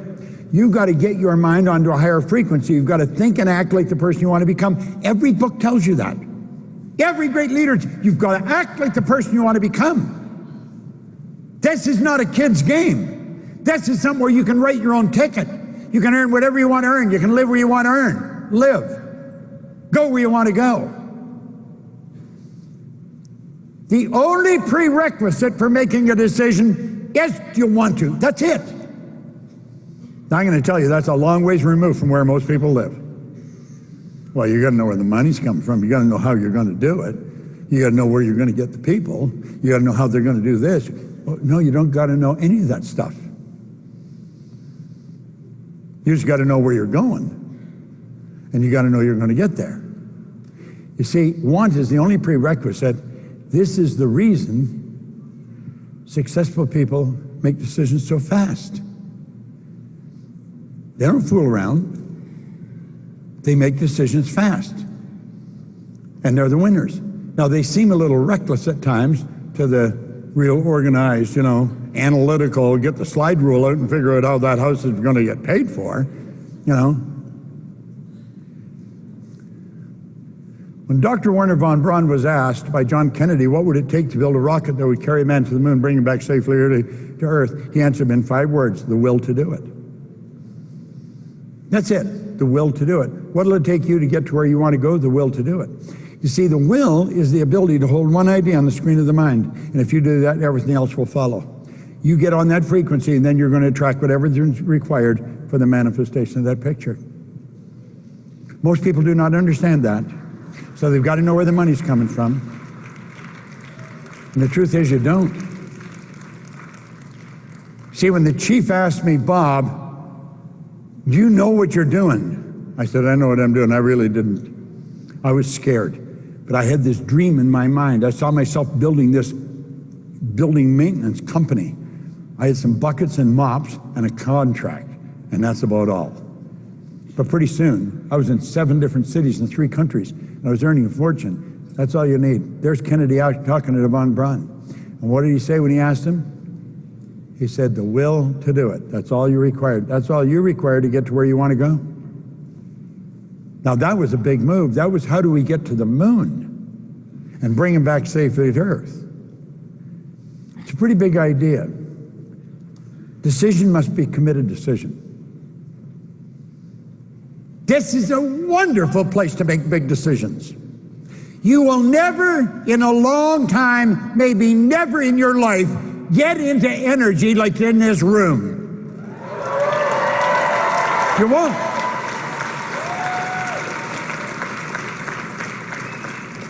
Just stop and think of the amount of money and the time and the planning that's gone into what's going on here in this room. And you're in it.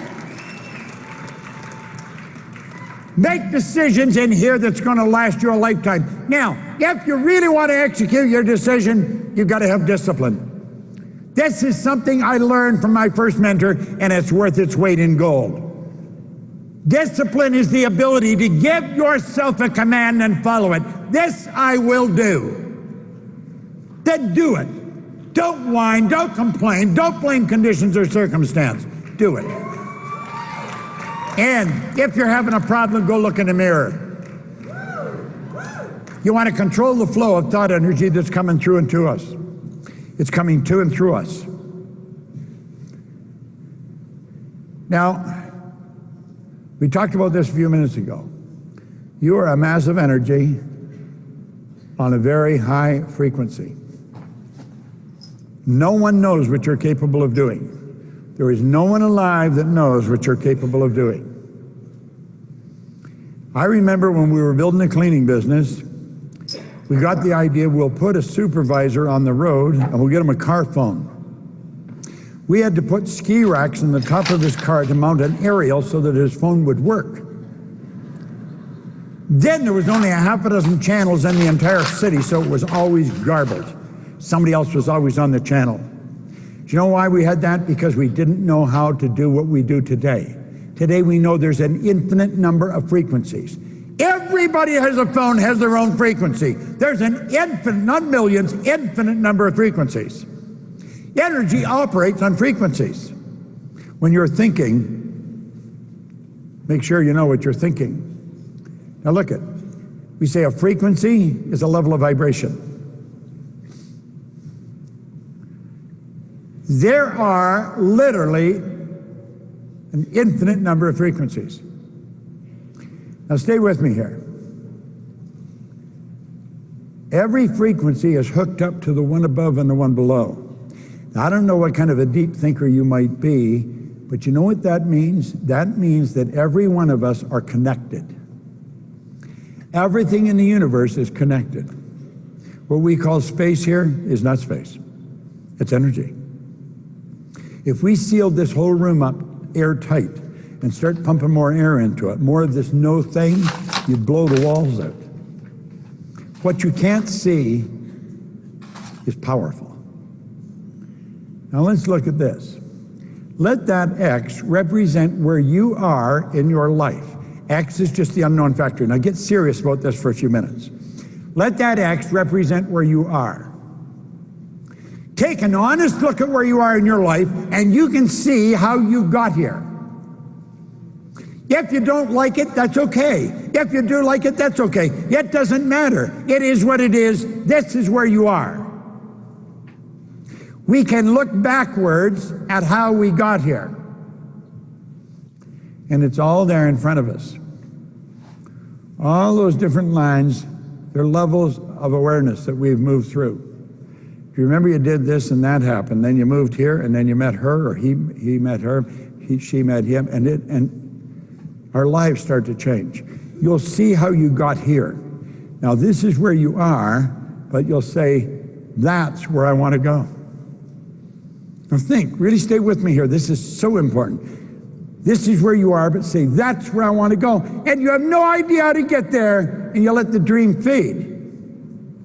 Realize you can go there.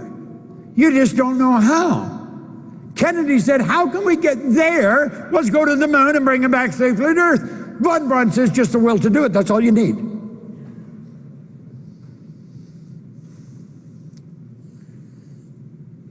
You know, to move to a much higher frequency of thought, and that's what you're doing, you must first consent. You know, but nobody can do this for you. You know that person you just brought into the business, you'd love to do this for them, you can't do it for them. You cannot do it for them. They got to do it themselves. You can't do it for your own kids. They got to do it. Then they have to adapt to the ideas and the feelings the new frequency represents. If you move, and the kids move, and they have to go to a different school, they have to adapt to that new frequency. They're in a different environment. You got to adapt to these things.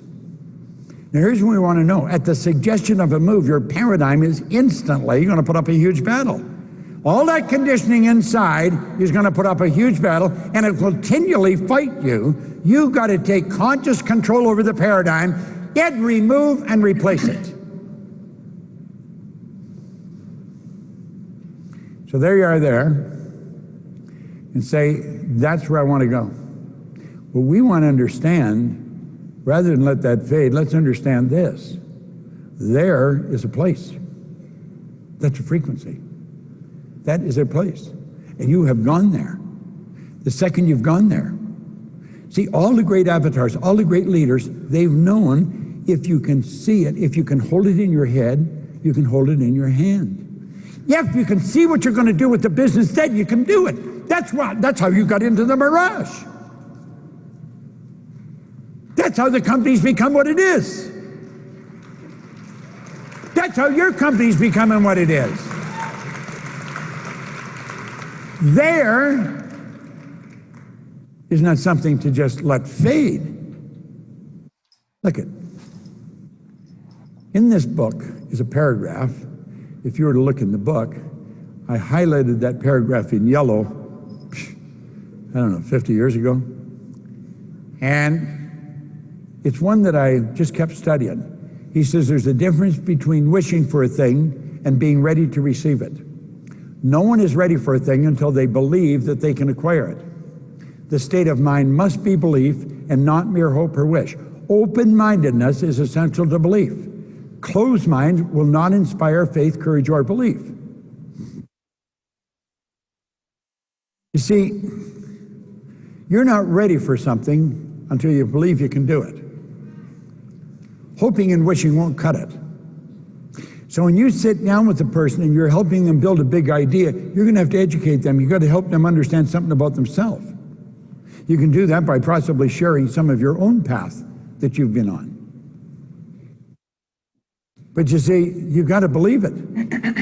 Believe is the key. Remember I told you it took me 9.5 years to get all the pieces to fit? I was in a hotel with Van der Waal, and he said something and everything came together. Now, I had learned that there's only two sources of refuge you can go to. One's science and the other's theology. There's only 6 religions. I think in California there's 5,000. Everybody starts their own. So, I mean, you know, but there's only 6 religions. Every one of them are in a complete agreement you got to believe. All the great psychology teachers said you got to believe. William James in Harvard, back in 1900, he said, believe and your belief will actually create the fact. That's the key. Well, I was sitting there with Van der Waal, and I knew this, and I think, how do you believe? I mean, that's a big, how do you believe? And he said, our belief system is based upon our evaluation of something. And frequently, if we reevaluate a situation, our belief about that situation will change. I thought, wow, that's what happened to me. I went from earning $4,000 a year and living in debt and unhappy to becoming happy, healthy, wealthy, and business all over the world. Wow. I kept studying, and because I kept studying, I kept believing more of what I could do, because I started to understand me better. Know thyself, know thy higher self. That was the key. And that's how my belief, I was thinking, how do you change your belief? That's how, through study. Our belief system is based upon our evaluation of something. And frequently when we reevaluate a situation, our belief about that situation will change. That's what I had done. And all of a sudden I got so excited because I knew then why I changed, and I knew I could teach other people how to make the change they want to make. You see, as we look at this, let's understand this. When I said there is a place, there is a place. Don't think it's just a thought. You took your mind to a higher frequency. You saw what was there. That's how we've got the life we've got today. Two young bicycle mechanics, they defied logic. They introduced us to a new kingdom. I flew down here, I've got to fly down to California, go back to Toronto, the next day I've got to go to Germany and then to Vienna. All over the world, doesn't matter where you go, you can get there, nothing flat. Why? Someone raised their level of consciousness. They realized there's a place. You got to believe. You keep studying what Jenna tells you to study, I guarantee you your life will change. Your business will grow. Now look at this. Hill said, remember, no more effort is required in order to aim high, to demand abundance and prosperity, than is required to accept misery and poverty. Doesn't take any more energy. It's exactly the same energy. You know the energy I was worrying with? That same energy I built sitting with it. You can do anything. Doesn't matter where you came from. What matters is where you're going. Now look at the moment your belief matches with any state you fuse with it, you become one with it. This union results in the activation and projection of its plots and plans and conditions and circumstances. When you believe, everything in your world starts to change. Your perception shifts. Everything around you changes. You're seeing different people, you're mixing with different people, you're going different places, doing different things. Some of you have seen so much change, it's mind-boggling. And you've seen nothing relative to what you're going to see. That's the way it works. See, this new state of conscious awareness becomes your home, from which you view the world. This is your workshop. Yet if you're observing, you will see your outer reality shaping itself upon the model of your imagination. It's all scientific. It can be explained right down to the smallest detail. We've got so much going for us, and yet we don't really understand it. Now look at Steve Jobs says you can't connect the dots looking forward, you can only connect them looking backwards. Isn't that interesting? You don't know how you're going to get there, but you know you're going to get there. You don't know how you're going to get to the next level, but you know you're going to get there. You don't have to know how you're going to get there. I had the good fortune of working with Edmund Hillary on 3 or 4 occasions. He's gone now, God bless him, but the only difference in Ed Hillary and myself is his size. He was a big guy.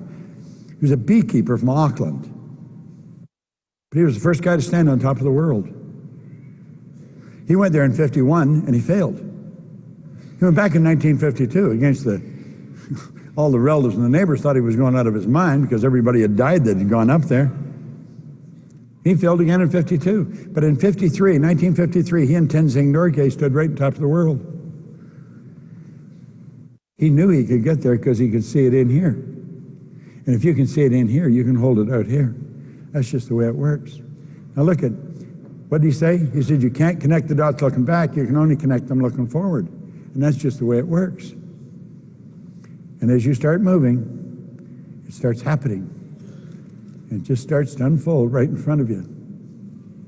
Now, here's the crazy part of it. When you get there, you'll say, damn, I could have gone there. Yeah. That's the part you want to remember. Don't be afraid of shooting too high. Most people are shooting too low. Now, nothing is big or small except our thinking makes it so. Everything just is. I remember one time I was going to Israel to do a seminar, and You fly out of Toronto at night to go to Israel, but I don't know, 10, 11 o'clock at night. I got to the airport and went to check in. She says, "I'm sorry, Mr. Proctor, you can't get on the plane." I said, "What are you talking about? Why not?" She says, your passport's no good. I said, "My passport is good until July. It's only April." She says, "No, your passport has to be good for 6 months from the date you leave Israel."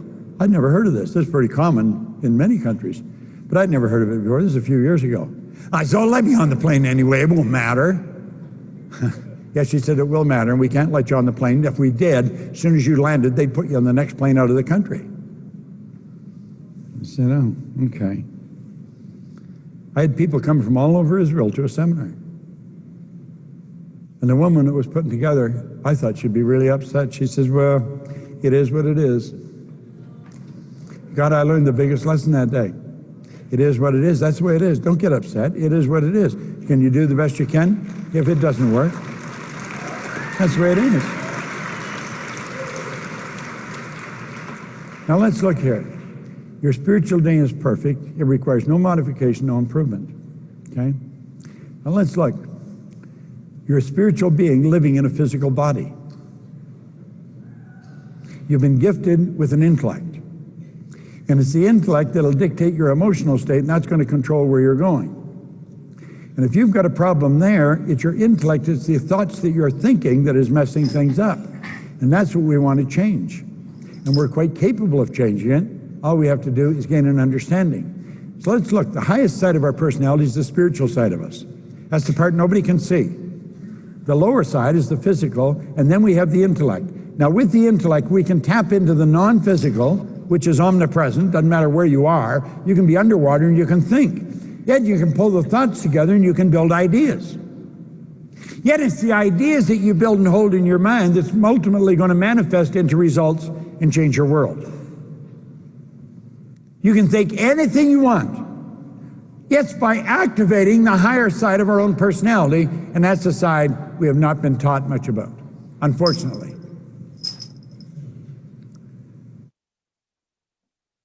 Your goal is most important. This is where you really connect the dots. Okay?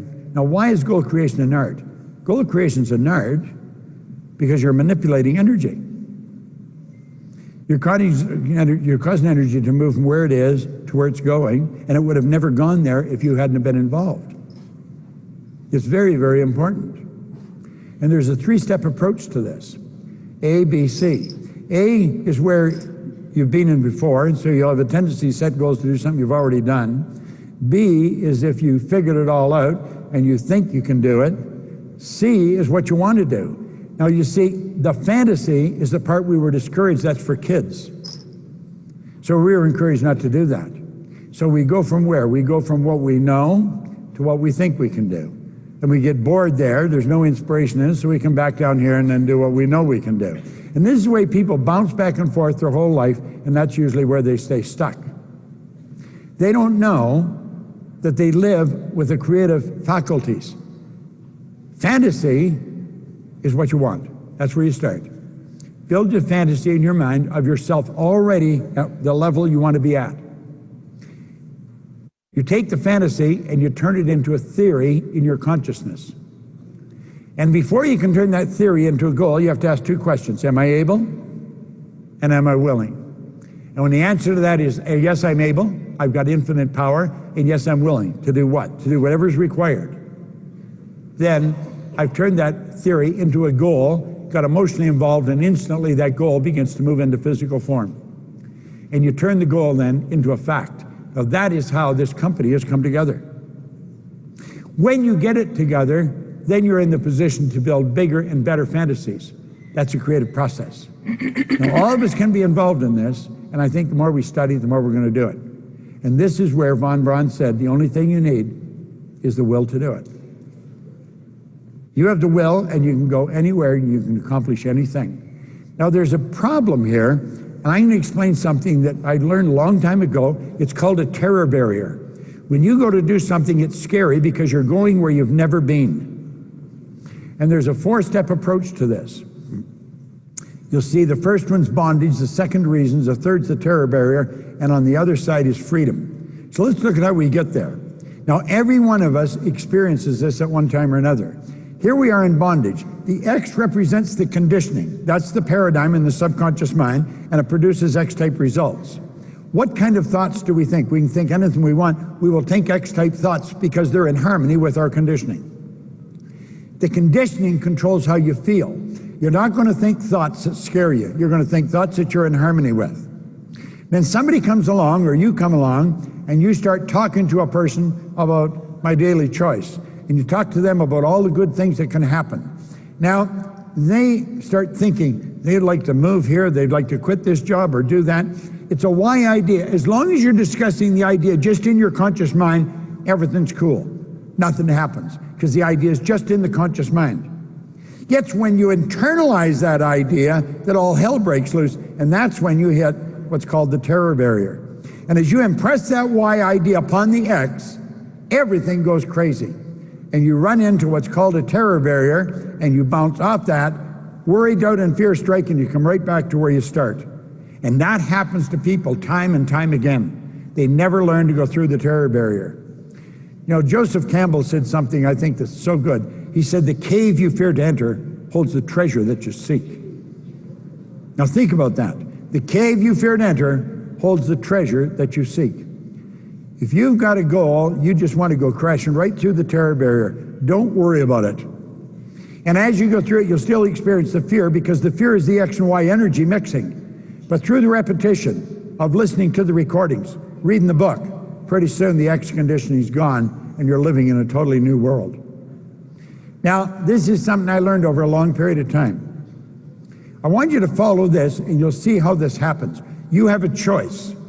There's a power flowing into your consciousness. You can stay in ignorance or you can develop knowledge. Okay? When that power flows into your consciousness, you can think anything you want. Absolutely anything you want. You have the freedom of thought.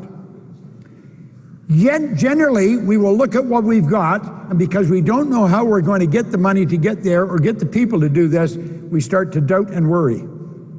Now follow the track here. When a person starts to doubt and worry, that's on a conscious level. We get emotionally involved. It causes fear. The fear has to be expressed because it was impressed. It has to be expressed through the body, so it expresses itself in anxiety. The anxiety is not expressed, it's suppressed. We bottle it up inside. The suppression turns to depression, the depression turns to disease, and the disease to disintegration. That's why St. Clair Lewis said we don't die, we kill ourselves. Now that's the way most people are living. And it's sad, and they don't have to do that. Faith based on understanding is the key to freedom. Look over here. Here's a person here, they're starting to understand what's doing. That's why Solomon said, in all you're getting, get understanding. Understand what you need to get to the top of your goal. Understand what you have to do for you to take control over you. Quit letting conditions and circumstance control you.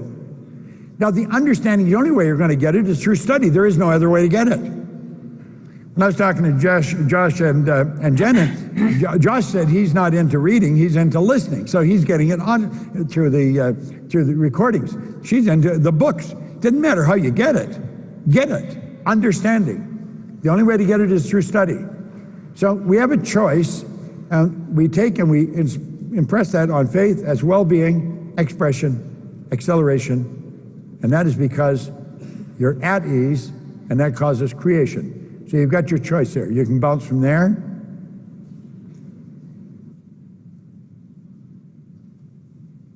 or there. It's your choice. Which way do you go? Now let's look. I'm going to bring it in for a landing in a minute. Let's look at the law of compensation. This company is based on this law. The law of compensation is clear. The amount of money you earn is going to be in exact ratio to the need for what you do, your ability to do it, and the difficulty there is in replacing you. Now think about that. The amount of money you earn is in direct ratio to the need for what you do, your ability to do it, and the difficulty there is in replacing you. Now think about the need for what you do. What you're really doing is showing people how to take control of their life. Forget about the product for a minute, just think of the marketing part of it. You're showing people how to earn what they want, live where they want, work where they want. Then you take a look at the product from a physical perspective, you're helping people on that level. So everywhere you go in the world, there's people want what you've got. The need is there. So that's there, you don't have to worry about it, your ability to do it. How good are you at it? If you develop your ability, you're going to be very difficult to replace. And that's when the stock goes up. That's what you focus on. Get really good at what you're doing. And you'll become very difficult to replace. Hill talks about the big money. Anybody can get into it, but you have to understand how. Earl Nightingale said most people want more money than they think they do and settle for a whole lot less than they could earn. So true. If you make effective use of paradigm power, you're going to shift that paradigm. You can literally turn your annual income into a monthly income. There would be people in this room who have done that. They've turned their annual income to a monthly income. It may just be a dream for you, but understand this, if they can, you can. Okay? Now look. There are 3 income earning strategies. If you're going to teach your children one, teach them the 3rd one. It's the only one that really works well. M1 is not a good strategy. It never was and it never will be. It's got an inherent problem. It's called saturation. M1 is used by 96 out of every 100 people.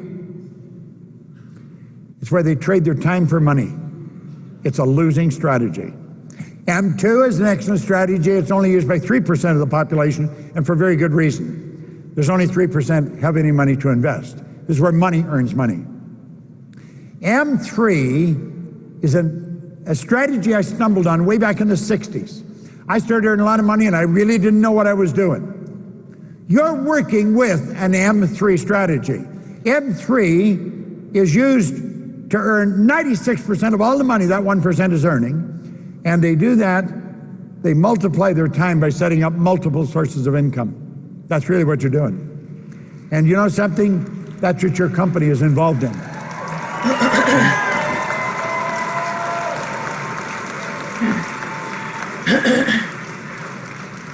That's the path you're on. It's a winning path. There's no question about it.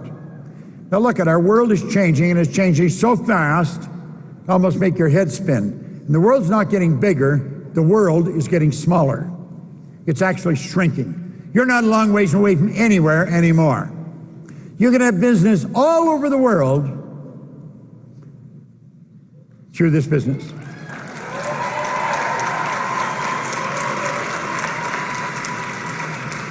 Every time you recruit someone, you've set up a source of income. Multiple sources of income is what wealthy people have used right back to the ancient Babylonians. They've always had multiple sources of income. Most people have one source, or if the spouse works, they have 2. Then they may take on a part-time job, they have 3. If you really want to win, you need multiple sources of income. Every time you bring a person into the business, that's a source of income. It's so important we understand this. And this is what you're introducing to people when you bring them into this company. When you tell them, my daily choice is about building a business, a global organization, because that's what you've got. Now, I call that the Wheel of Fortune, and the question is, are they all the same size of income? No.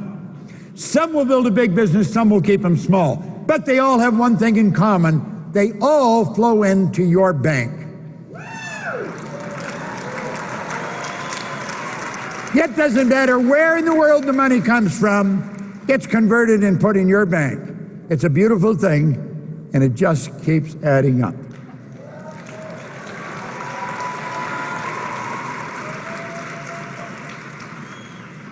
Now, I've caused you to think about a lot of different things. You've become aware of some things maybe you weren't aware of before. You're in the position now to make a big decision. That's what this whole conference is about. It's about you making a decision that you're going to do something with your business that you never dreamed before you came here. And I'm going to tell you, you're quite capable of doing it. No one knows where you're capable of going. No one. Before you close your eyes and go to sleep tonight, I want to suggest you stop and think of what von Braun said to President Kennedy. When Kennedy said, Dr. von Braun, what would it take for us to build a rocket that will carry a person to the moon and bring him back safely to Earth? He answered him in 5 words, the will to do it. That's all it'll take for you to execute a picture of yourself building a very big business with my daily choice. Build the business as big as you want in your mind and realize just going to take the will to do it. And what does that mean? That means the will is the mental faculty that you use to hold one idea on the screen of the mind. Just keep seeing the business the way you want it to be. Don't listen to anyone except someone that can support you and say, yes, I believe you can do it. And don't talk to your relatives or neighbors about what you're doing. Talk to your leaders about where you're going. Okay?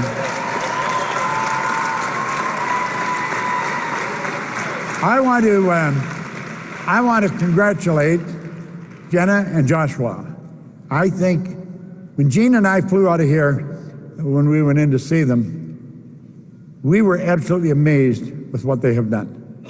2 real young people building something very big. Now look at, if they can build what you're a part of, what can you do? My goodness, there's no end to where you can go. Build the business very big in your mind. Okay? I want to thank you for your attention. I've obviously enjoyed myself. We dumped a lot of information on you, and you will forget a lot of it, but you'll remember a lot of it. Make up your mind for the rest of your life, you're going to study it. I made that decision a long, long time ago. And you know something? I'm still going strong. I have a great life. I have wonderful friends all over the world.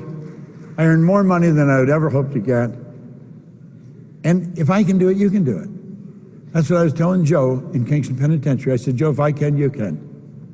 And I said, your situation and my situation may be totally different, but I'll tell you something. If you hold the right image in your mind, your situation will change. Regardless of how dull it may look or how bad it may look, hold a picture of what you want. I want to recommend that you go online tonight, download the lyrics for the song by Nat King Cole, Pretend. The lyrics are phenomenal. He starts out by saying, pretend you're happy when you're blue. It isn't very hard to do. And pretty soon you'll find happiness without an end whenever you pretend. That's the way you want to live with your business. Pretend you're already where you want to go. Just pretend. He says the little things you haven't got could be a lot if you pretend. I want to thank Jenna and Josh for inviting us here. I want to thank you for your attention. God bless you. Thank you.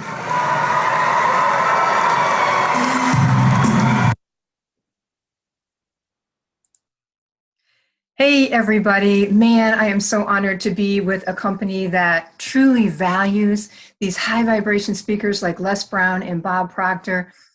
He gave us all this copy of Think and Grow Rich. I am reading it again. I've read it several times, but I'm telling you, if you are vibing with what he's saying, join our company. Connect with the person who shared this video with you, or look at the comments, the editorial on this video, and you can reach out to me directly.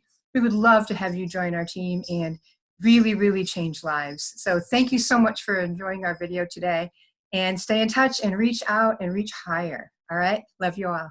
Bye-bye.